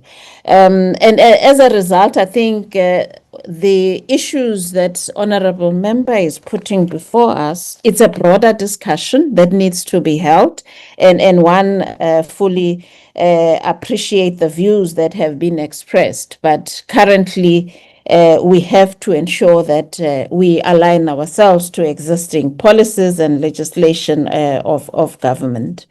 I thought maybe I would need to highlight that. The other aspect, Chair, is around the Aquaculture Bill. The colleagues will go into the detail of the respective questions that have been raised. The Aquaculture Bill, we do acknowledge, it has delayed and it has taken time. When we were in the previous administration, I think when it started, there was an outcry around consultation to say that the executive cannot take it to a cabinet and even further to parliament. They felt that the fifth administration had not necessarily consulted sufficiently on it. There was an outcry from different stakeholders. We then had to then go back and reconsult, do the consultation, and that consultation successfully, as outlined in the presentation, had been concluded. And we then took it through the process to cabinet. When it then got to cabinet, the main issues, I think it was just in the start and the beginning of the 7th administration, there would have been changes made. Obviously, I think around the debates also in the 7th administration around the objectives of transformation. And with those changes made, Cabinet did not accept, because then the bill was no longer aligning to existing laws. The department was advised to say you need to align to existing laws. You need to ensure that you address policies in as far as redress is concerned. And obviously, I think even moving further in ensuring that the issues of participation of the previously disadvantaged across the whole value chain of a particular sector and an industry must then actually be an area which needs to be emphasized. And I think we believe that we still need to be focusing on transformation. We've highlighted in our presentation that there's still more work that ensures that needs to be done to ensure that there is participation throughout the value chain, beyond the rights allocation, and members are quite correct. We have been limited in our approach as a department, and I think we need to be even pushing further in terms of ensuring that we empower previously disadvantaged, and they are then in a position to move beyond just being small scale, but also participating in the main structures of the economy. And those are some of the areas that have not necessarily been successfully achieved in as far as the transformation agenda is concerned. So the Aquaculture Bill, Chair, we can be in a position, we are now we have worked on it, aligned to our current existing laws. The minister is going to be considering that, and after minister has considered that and approved all the issues that demonstrate that we have addressed cabinet's concerns, which then would have resulted in us not taking the bill through cabinet to parliament. Those concerns really we need to demonstrate that transformation is still the bigger aspect. Participation of our previously disadvantaged in the main economy needs then to be the focus in as far as the bill is concerned, so that we can, Chairperson, you have highlighted that our counterparts in the African countries are well ahead of us. We have complexities around legislation, but also we have legislation that is not necessarily assisting issues of access into this industry. Obviously, I think, Chair, also linked to the aquaculture, I just thought one of the critical benefits that the Aquaculture Bill is introducing is mainly around simplifying licensing processes. There's currently complexities in relation to that, and also issues of turnaround time and duration that it takes government to process, mainly because of a number of requirements that currently exist. This bill attempts to ensure that those issues of red tape are indeed cut down, reducing complexity, and also the looking at reducing the duration of the licensing is concerned. There's also currently issues of overlap, regulatory overlap. amongst departments in as far as the entrepreneur of the sector is concerned. So the Aquaculture Bill also look at those overlaps, potential overlaps, and I think the team can address, provide more detail in order to streamline our processes in as far as the aquaculture industry is concerned. And of course, I think it's mainly also ensuring that then we do create a more attractive environment, looking into issues of investors, but mainly focusing on small-scale farmers in terms of then development. Obviously, Chair, what has been a huge challenge in as far as some of government initiatives that we have had in supporting our small-scale fishers, also looking into supporting women, it has been funding. As a department, we have reviewed to say we need to work very closely with the Department of Small Business. Small business has a lot of opportunities. And in a number of those opportunities, the fishing sector, especially small scale, is not necessarily taken on board. We are engaging, have started engaging small business department for them to include us as one of the sectors that really needs to be benefiting in as far as funding, in as far as capacity building, but also as a way of ensuring that we begin to support our small scale fishers and mainstream them into the main economy. I think there is an aspect, Chair, which I would really request that Honorable Member De Block provide information on. I was not aware of it. It's the first time I'm hearing of it. But I think the issue of an official that would have had certain issues raised around that official as part of stakeholder management. I do agree, and I am acknowledging, Chair, that there's a need for us to improve, especially on this fishing sector, fishing industry, and also small-scale fishers sector. We need to improve our stakeholder engagement.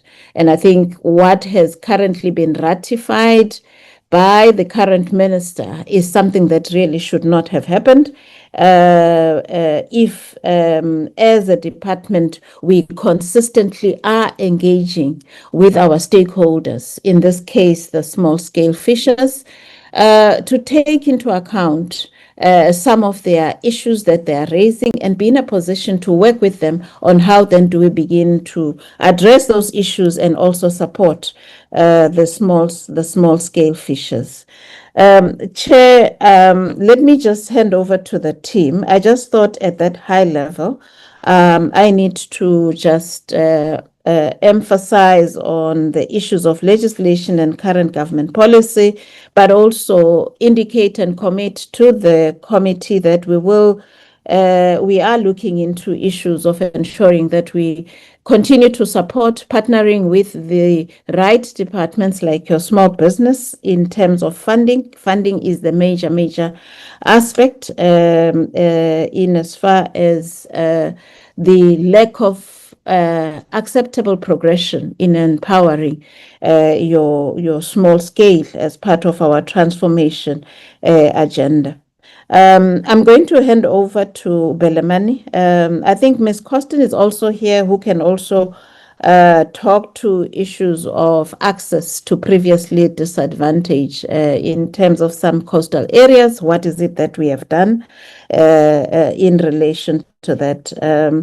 We do also have Mr. Peha, who is the head of the small-scale fisheries, and he can be in a position to also then comment on a number of issues that have been raised this morning. Thank you, Chair. Thank you, DG. Mr. Samoli. Thank you very much, Chairperson, and thank you, DG.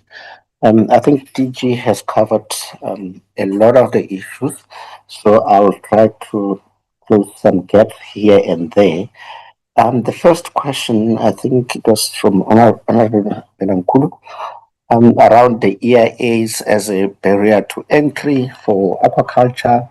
Yes, indeed, aquaculture is listed in terms of the National Environmental Management Act regulations that at a certain scale, one has to undertake an EIA, even though at a later stage it was changed to be just a basic EIA. However, it's still costly and it's still time consuming. So what we have done as the department or the branch was to be proactive and undertake some of the EIAs ourselves. I think Andrea mentioned Saldanha Bay, Algoa Bay. There's also Kuha. There's also Islasdan. There's Koroha in the Eastern Cape, where government or the department has undertaken that EIA upfront in order to make sure that the different entities or stakeholders don't go through the loops. What we have also done was to undertake a strategic environmental assessment throughout the country, identifying areas that are suitable for aquaculture environmentally and so on. And the next step in terms after that exercise is then through the National Environmental Management Act is to basically to gazette those areas as suitable for aquaculture development environmentally, and so that the stakeholders don't have to go through that. What we had also done in the past through our sister branch and in regulatory, those that deal with EIAs, they had a pro bono EIA funding, but that funding ran out.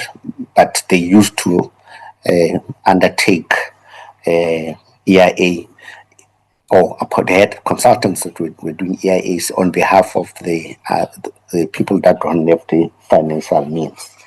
I think also there was a question around the bill vis-a-vis the strategic environmental assessment. The bill doesn't only look into environmental issues, it looks into broader issues like development of the sector, aquatic animal health issues, food safety issues, and then there's social responsibility issues. The SEA strictly looks at the environmental issues, so but the bill is aligned to international best practices when it comes to aquaculture development. The DG has addressed the issues of the delays in terms of the aquaculture development bill, and she's also addressed the issues of the duplications. I'm not going to go into that. And there's another question around the potential impacts, environmental impacts by aquaculture. What we do, particularly in the zones where we are responsible, we appoint independent environmental practitioners who do the short-term monitoring and the long-term monitoring. We have an environmental control officer that is responsible for kind of day-to-day activities, but we also do what we call a specialized environmental monitoring to make sure that there are no long-term impacts. To date, we haven't seen any evidence that would suggest that there are immediate impacts, but one will never know in terms of the future. And then there was also another question on why focus only on a few species. And aquaculture in South Africa is still at its infancy. The developmental drive only started maybe around 2000, somewhere there. That's when we switched into developmental drive. But previously, aquaculture was treated as an environmental issue basically it was just to, to deal with the perception that there could be some environmental impacts associated with it. But then around 2000, we then switched into a developmental mode. Yes, indeed, there are a few species, I think as Andreas mentioned, mussels, oysters, abalone, and finfish, and then also in the freshwater space, we've got catfish, trout, tilapia, the meron, and so on. We are, as a department, undertaking research to diversify the species. Particularly, we've managed to close the life cycle for the sea urchin. We've done the basic trials. Now we want to embark on a full commercialization of those species. And we are looking also in terms of our research, in-house research, diversifying, looking at other potential species. But those species have also got to be informed by market demand, because once we develop a certain species, must be informed by market demand. We're also doing some research on the mallet and those kind of things. When it comes to the global aquaculture growth, yes, indeed, globally, aquaculture has now overtaken the capture fisheries. I think the total contribution of aquaculture is now sitting at around plus minus 52% of all fish and fisheries products, which is quite significant. In South Africa and Africa, the performance is still very, very low. But I think it's also important to mention that 60% of the aquaculture production globally comes from China alone. And China has got almost more than 100 years of aquaculture development. I think it's important to put that into consideration.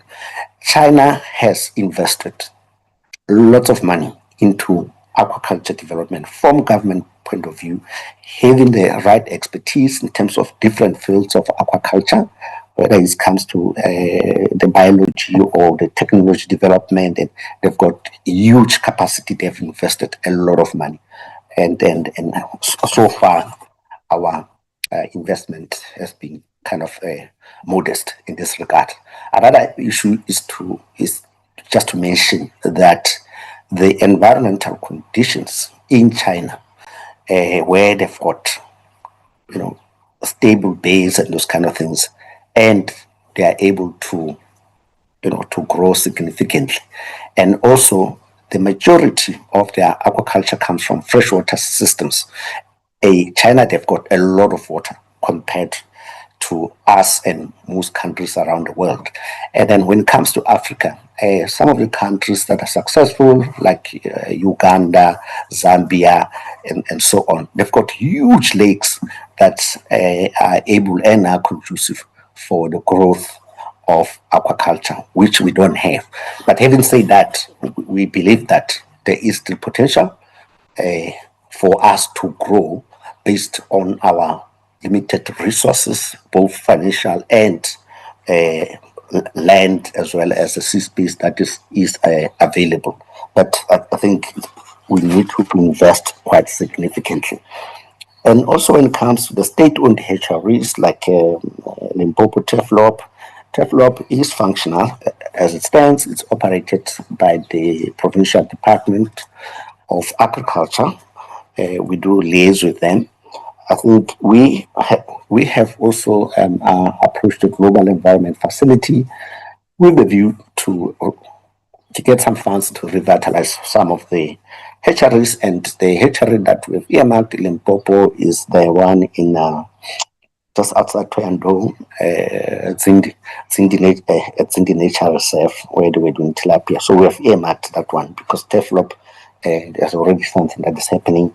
When it comes to Mpumalanga, Decalion and Lidenberg, it's important to note that those two hatcheries, they are under the auspices of Mpumalanga Tourism and Parks.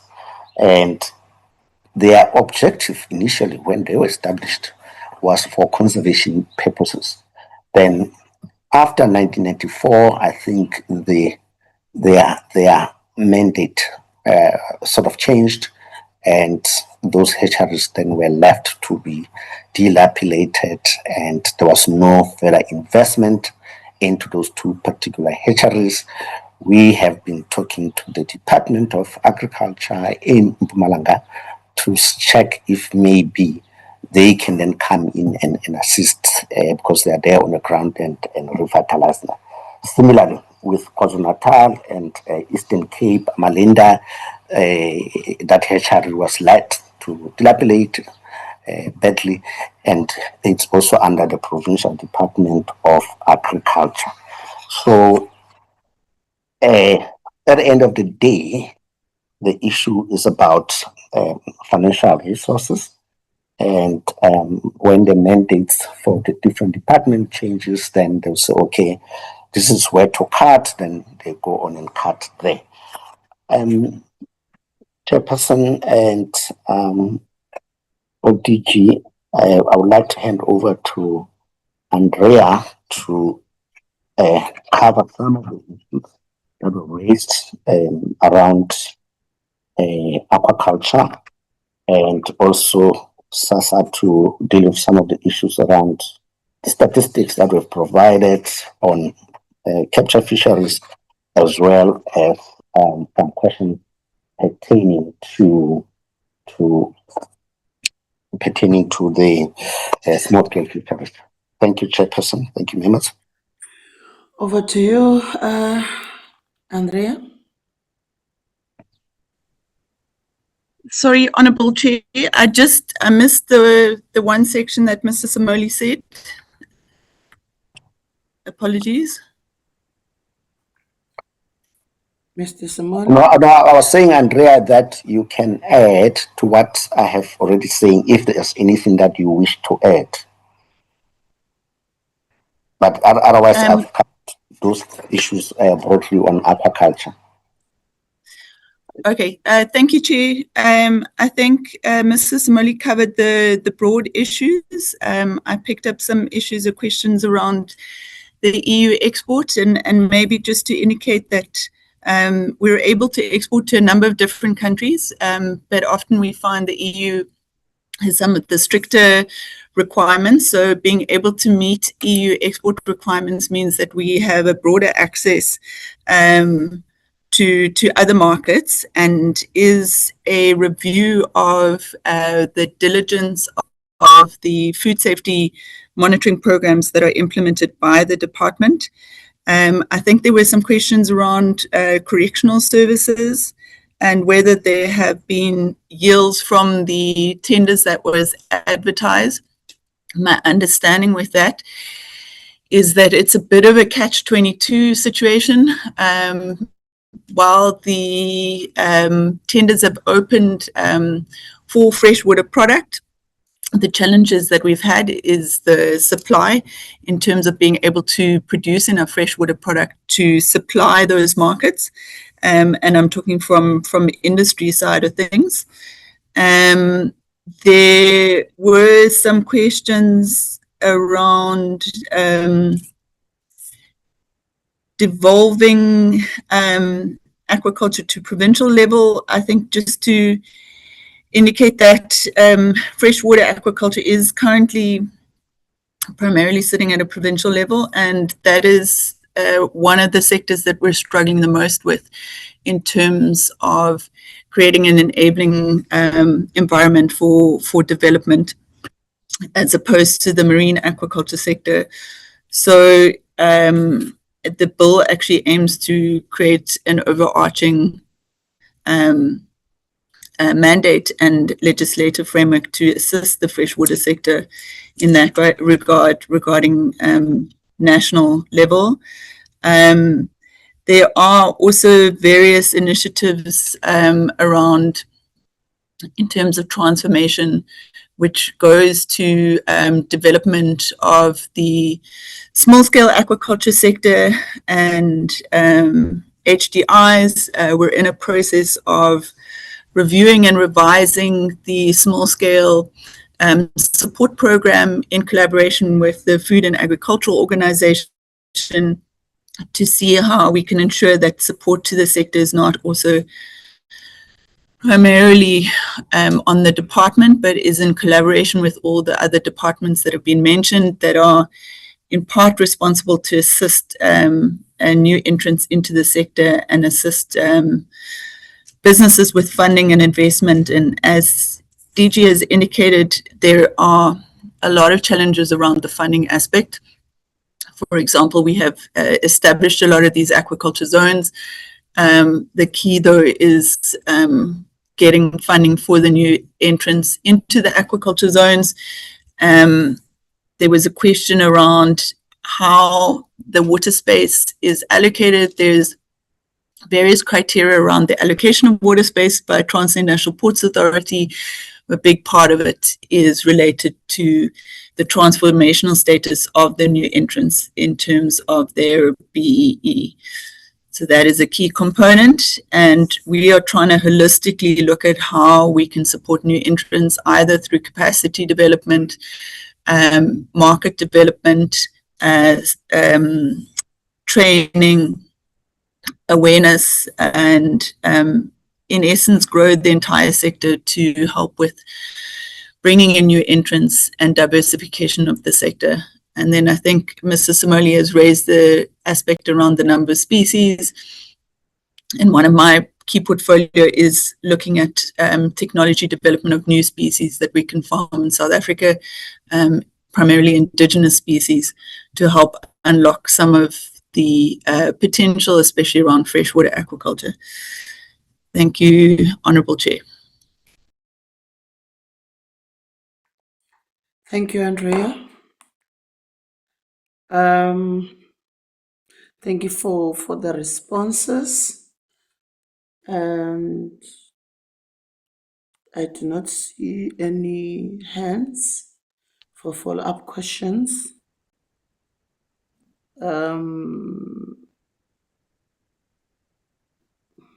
Okay. Let me give Honourable de Block before Honourable de Block and Honourable Manaka before I give to Mr. Simoli and DG Chabala. Honourable de Block and Honourable Manaka, please. Thank you very much, Chairperson. I appreciate the responses from the officials, the DG. There are a number of questions I asked that aren't answered yet. The first was around my question around sampling bias in recreational fishing and when the recreational fisheries stakeholder forum will be re-established and when the promised Mbizo will take place. Then the other questions that weren't dealt with related to the transfer or sale of fishing rights and the concerns around the fact that those are actually anti-transformation and that they disempower the rights holder by requiring them to sell onto higher transformation levels only, which creates an uncompetitive market for sales. And then lastly, two other questions. The one requesting the data on the transformation metrics across all time series and rights allocation processes. I put in a request to you, Chairperson, that we request that as a committee for us to better analyze the transformation trends.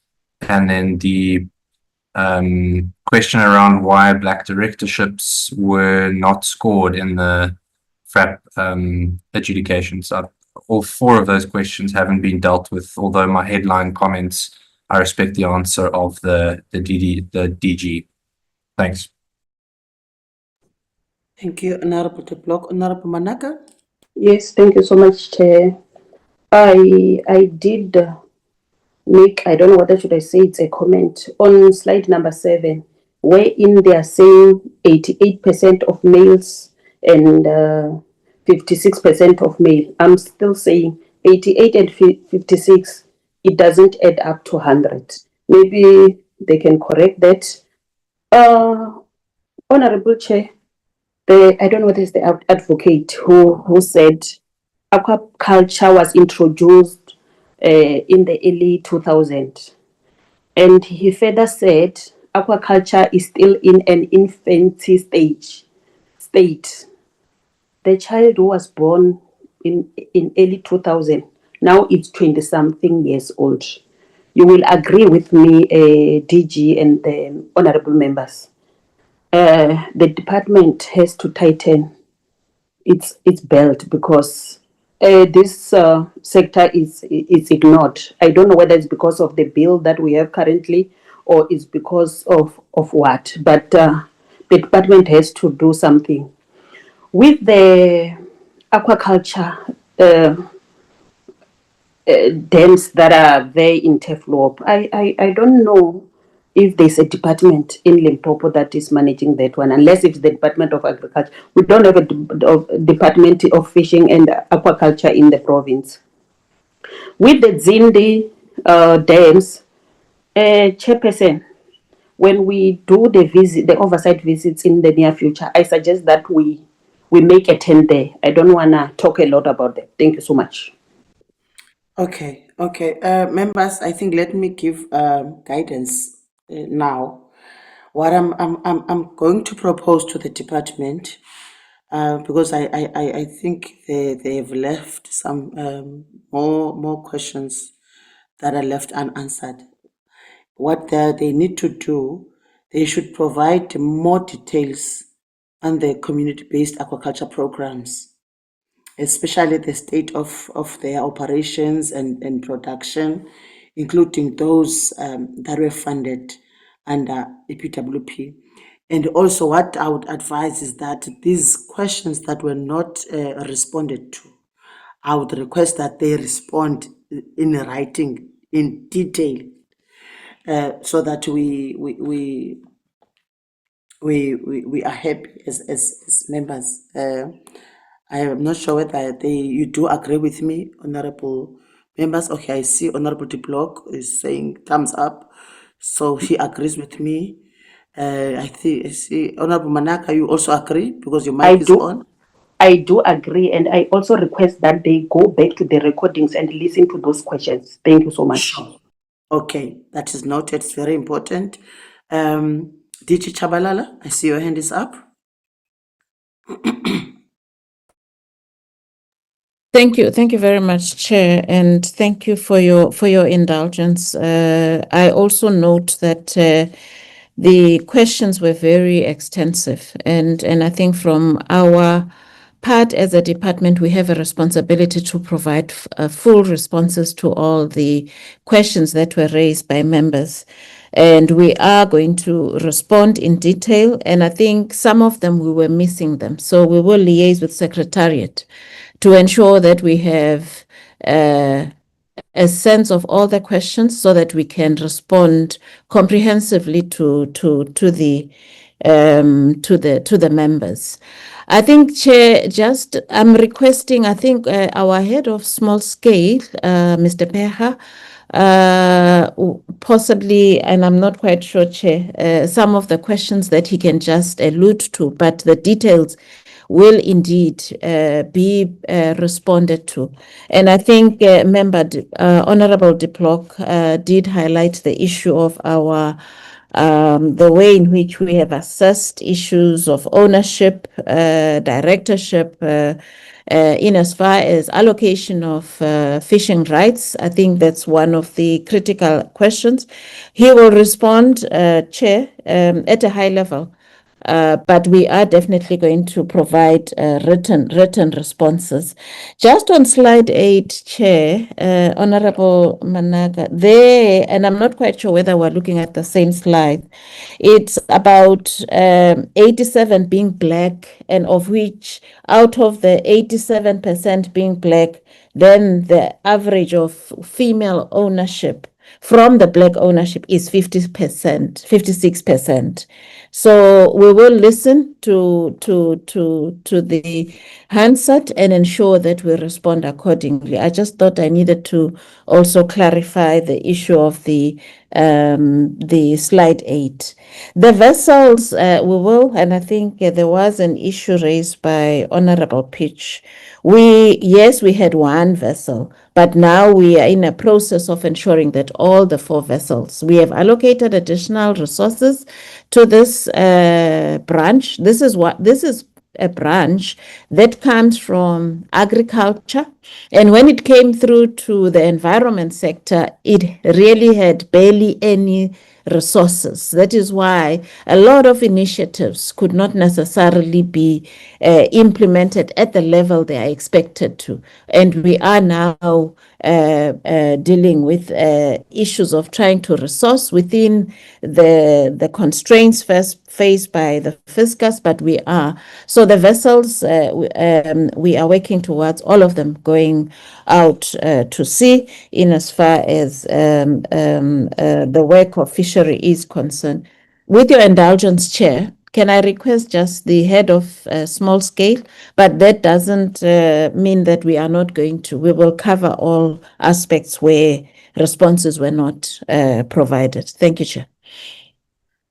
Okay. Yes, thanks very much. Thanks very much, Chair and DG. My apologies. My gadget did not give me an option to raise a hand. But Chair, what I'll try to do is address a number of issues that were raised by honorable members, starting with the issues that Honorable de Block has highlighted. And I think what is key and important to indicate in this particular instance is that the allocation of fishing rights is not only guided by the transformation criteria, but it's guided by a multiple evaluation framework, highlighting a number of criteria that are aligned with the Marine Living Resources Act and also find expression in the general policy on the allocation of fishing rights. Just to list a few of those criteria, Chair, is also the issue linked to economic viability, where applicants are assessed to the level of their sustainable operation and how they contribute to the local economy. That criteria is there and it's weighted. They also look at the track record and compliance, which would be how the applicants have been performing in the sector in line with the fisheries legislation over time and the permit conditions, as well as experience and capacity to operationally deliver and optimally utilize the fisheries resources. We also look at job creation and socioeconomic contribution, Chair, as part of that criteria, where we look at creation of employment and how coastal livelihood are supported by the applicants, as well as investment and value addition relating to local beneficiation and participation in the value chain by the applicant. So it's a myriad of criteria that are looked at, but they are given different weighting depending on the sector that is being allocated, Chair. And then there was also issue on recreational fishing that was touched on. Chair, I just wanted to highlight that the recreational fishing data that we have, it's based on the information that we collect from the applications from the recreational fishing permits that we sell through the post office as well as online. The application form does make provision to collect biographical data of applicants. So at all times, we can be able to provide real-time information on the profile of the sector and who have procured or purchased their recreational fishing permits. There was issue raised, Chair, on the working group. Chair, the recreational fishers are the most dispersed across the coastline and across the country, because some, if not most, are also coming in from inland. And most of them, they are not formally structured or organized stakeholders, as mainly they are holiday makers. And we do regularly engage with deep sea recreational associations that are affiliated with the Athletic Association of South Africa, particularly when they have competitions. But this is one of the areas where I think, Chair, we might have to look at how to improve it as as a department to ensure that we improve on our communication and platforms with stakeholders in recreational fishing. But I can indicate, Chair, that South Africa very recently in February has also hosted the 11th recreational fishing conference, which the department was also party to. Then Honorable de Block raised an issue on the right transfer policy, which was enacted in 2009, and it was intended to maintain the objectives of the fishing sector when they were allocated, although there were a number of restrictions, Chair, to make sure that the entities that have been allocated fishing rights are not paper quota holders, and they don't immediately sell their allocations that have just been granted. And since then, Chair, there's been a number of changes in the industry, including some of the fishing companies now being listed and not having control over who buys and sells shares in those entities. So we have started the process of consulting on the review of the fishing right transfer policy last year. We are finalizing that consultation. We have taken into consideration all the inputs that have been submitted, that takes into account the current economic realities within the fishing sector. And we are anticipating, Chair, that we'll go on the next or the second round of consultation at the beginning of May. And then we commit, Chair, as well, that we can provide the data for other fishing sectors as have been requested by Honorable de Block, as we are tracking transformation within each sector when rights are being traded between entities. The Chair was also an issue that was raised on the delegated authority not considering certain criterion when doing the allocation. The criteria on allocation is discussed or engaged with stakeholders during the policy development process, Chair. And when assessing the applications, the weight and the importance of each criteria is determined by the delegated authority for that particular sector, taking into account the number of applications that we would have received in that sector and the profile of the applications received. And in some instances where sectors are 100% women transformed, for example, then criteria in that particular sector will be weighted very, very, very low. So all that is at the discretion of the delegated authority that would have been appointed to conduct allocations in that particular sector. And should any applicant not be happy with the outcomes of the decision or not happy with how the criteria was applied, there's an option, Chair, for applicants to appeal. And we have seen in the previous allocations where appeals in that instance were submitted and the minister overrode the decision of the delegated authority and a new rights register was issued.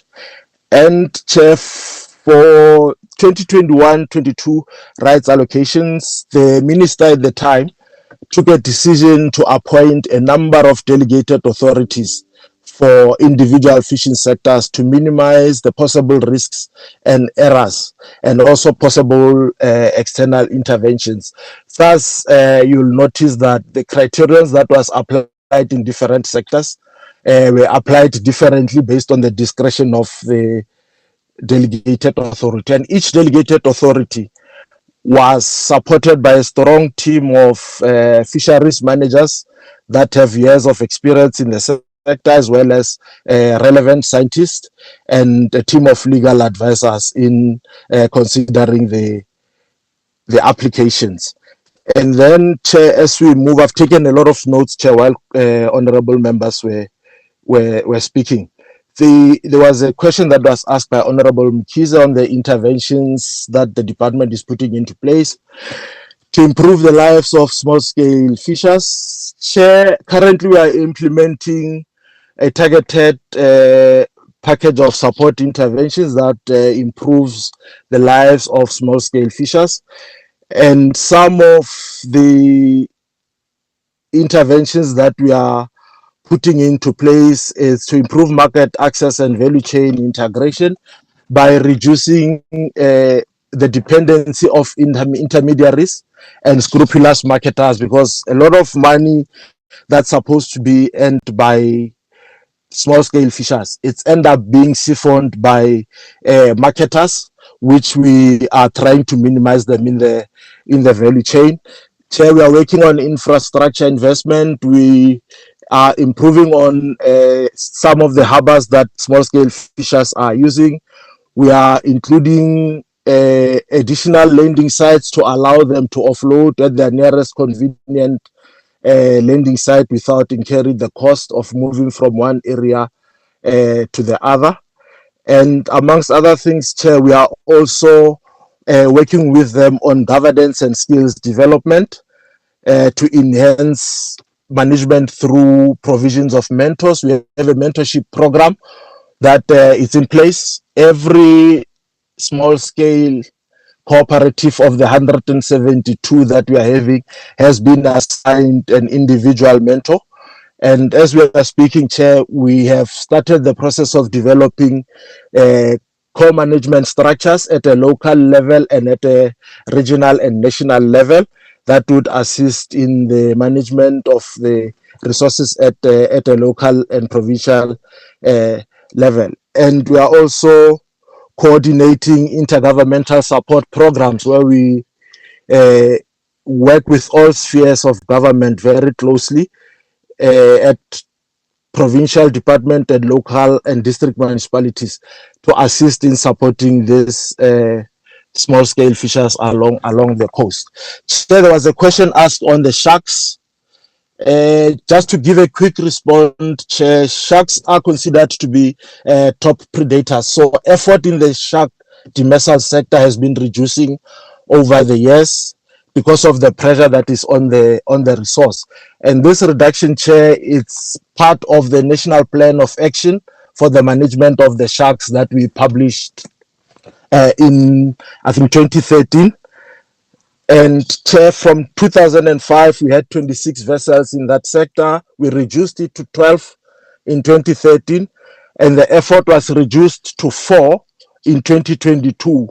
But unfortunately, only one applicant was successful because the balance of the existing applicants did not meet the criteria.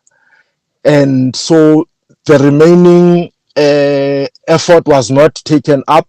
And part of not meeting the criteria is that some of the right holders that held rights in that particular sector did not even fish at all over the duration that they held a right, because they were using the right as a backup, only activating the right when catches are poor in other sector. And I think as a result of managing this effort and the publication of our plan on how we will move forward managing the general sharks in South Africa, it has at least put us in good light globally on how we are managing the shark resources. And then there was a question by Honorable Managa on recreational fishing, which is just to highlight, Chair, that recreational fishing is basically for leisure, and the general public weighs it against other coastal recreational activities. And it depends on the individual on whether they like to enter the sector or not, although we acknowledge that there are a number of barriers that prohibits people from using recreational fishing as a leisure activity. And part of that includes the cost of entering into the sector. That would be the fuel cost to move from and back to the fishing site without guarantees of being able to catch anything. And there is also exorbitant cost of fishing gear and equipment. I think this is area where maybe we need to collaborate and work together with our colleagues from other departments like Department of Sports as well as Education to encourage and recruit the youth to consider maybe marine fishing as a healthy recreational activity, Chair. And then, Chair, on the last set of questions, I think they were asked by Honorable Temba, and you are asking what progress has been made in restructuring the fishing industry. And what we have done, Chair, we have implemented successive fishing rights allocation processes, the last one being the 2021 rights allocations, where we have improved access, we have increased the number of new entrants, and we have also enhanced black and female ownership, while we still are able to maintain long-term rights in line with the sustainability objectives of the MLRA. And then the second question was, what has the department done to ensure that rights of small-scale fishers are protected? Chair, we have implemented the policy on small-scale fisheries, which was enacted, and we have allocated community-based fishing rights. We have established cooperatives, and we have strengthened their legal recognition. I did indicate that we are rolling out co-management structures now and support programs, and all this is to just safeguard their access and participation. And Chair, there was an issue on maximizing economic benefit of marine resources. We promote value chain development, Chair, through the inclusion of local processing and beneficiation. We encourage that through permitting and licensing, and we support their enterprise development initiative, and we make sure that we allocate and manage those rights in a manner that optimizes economic returns to the cooperatives as well as the fishing companies. Every fishing vessel that lands fish, all fish must go through a fish processing establishment entity to make sure that fish is not landed and just exported abroad without being processed on the coast. And then, Chair, the was issue on, I think he highlighted that marine fisheries was not regulated, which Chair wanted to highlight that the MLRA is our flagship.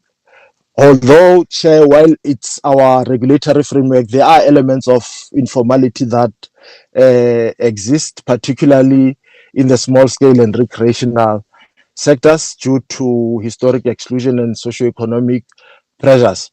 But this where we are formalizing the participation of small scale fishers and their support intervention. And I think the last one, Chair, was on how does DFFE balance commercial and small scale fisheries rights. And I just wanted to highlight, Chair, that in the allocation of total allowable catches and total allowable effort, which is the amount of fish that each sector and each individual can catch, we apply a science-based allocation framework where we balance sustainability, socioeconomic priorities, and transformation objectives, including actively reserving or setting aside portions of the allocations to small scale sector. And while doing that, also trying to balance and maintain commercial and economic viability for right holders that are operating in the economic sector to ensure that they still continue to maintain the jobs that they are currently providing. Chair, thanks very much. I think that brings me to the end of the notes that I have captured. Thank you, Mr. Pia, for the additional responses. Members, yeah, I do not see any hands again. I will just add on the recommendation that I made earlier. Just two recommendations. One is the recommendations that the departments must respond to in writing, that they must also send us a data set that was used that was used in the reported progress including previous fishing rights cycles. The other one, we need a detailed data set on people living with disabilities in the aquaculture sector. And the due date for these written responses will be the 24th of April. And we just want to urge to the department to listen to the recordings, and we will request that the secretariat share the link with them as well. If they can't find the recordings on YouTube, we will ask our secretary to send you the link. Honorable members, I think we have reached the end of the meeting. If I'm correct, Chi, just quickly flight our agenda. Okay, yeah, I think we are done. Let me take this opportunity, honorable members and colleagues. Thank you for the presentations that we received from the department, and also for the inputs that were made by the members. Thank you for the support staff and everyone present in the meeting. The meeting is now adjourned. I hope the DG, they've captured the date of our due date. With that being said, honorable members, thank you very much, and colleagues, the meeting is adjourned. Thank you. Bye. Bye. Thank you, Chair.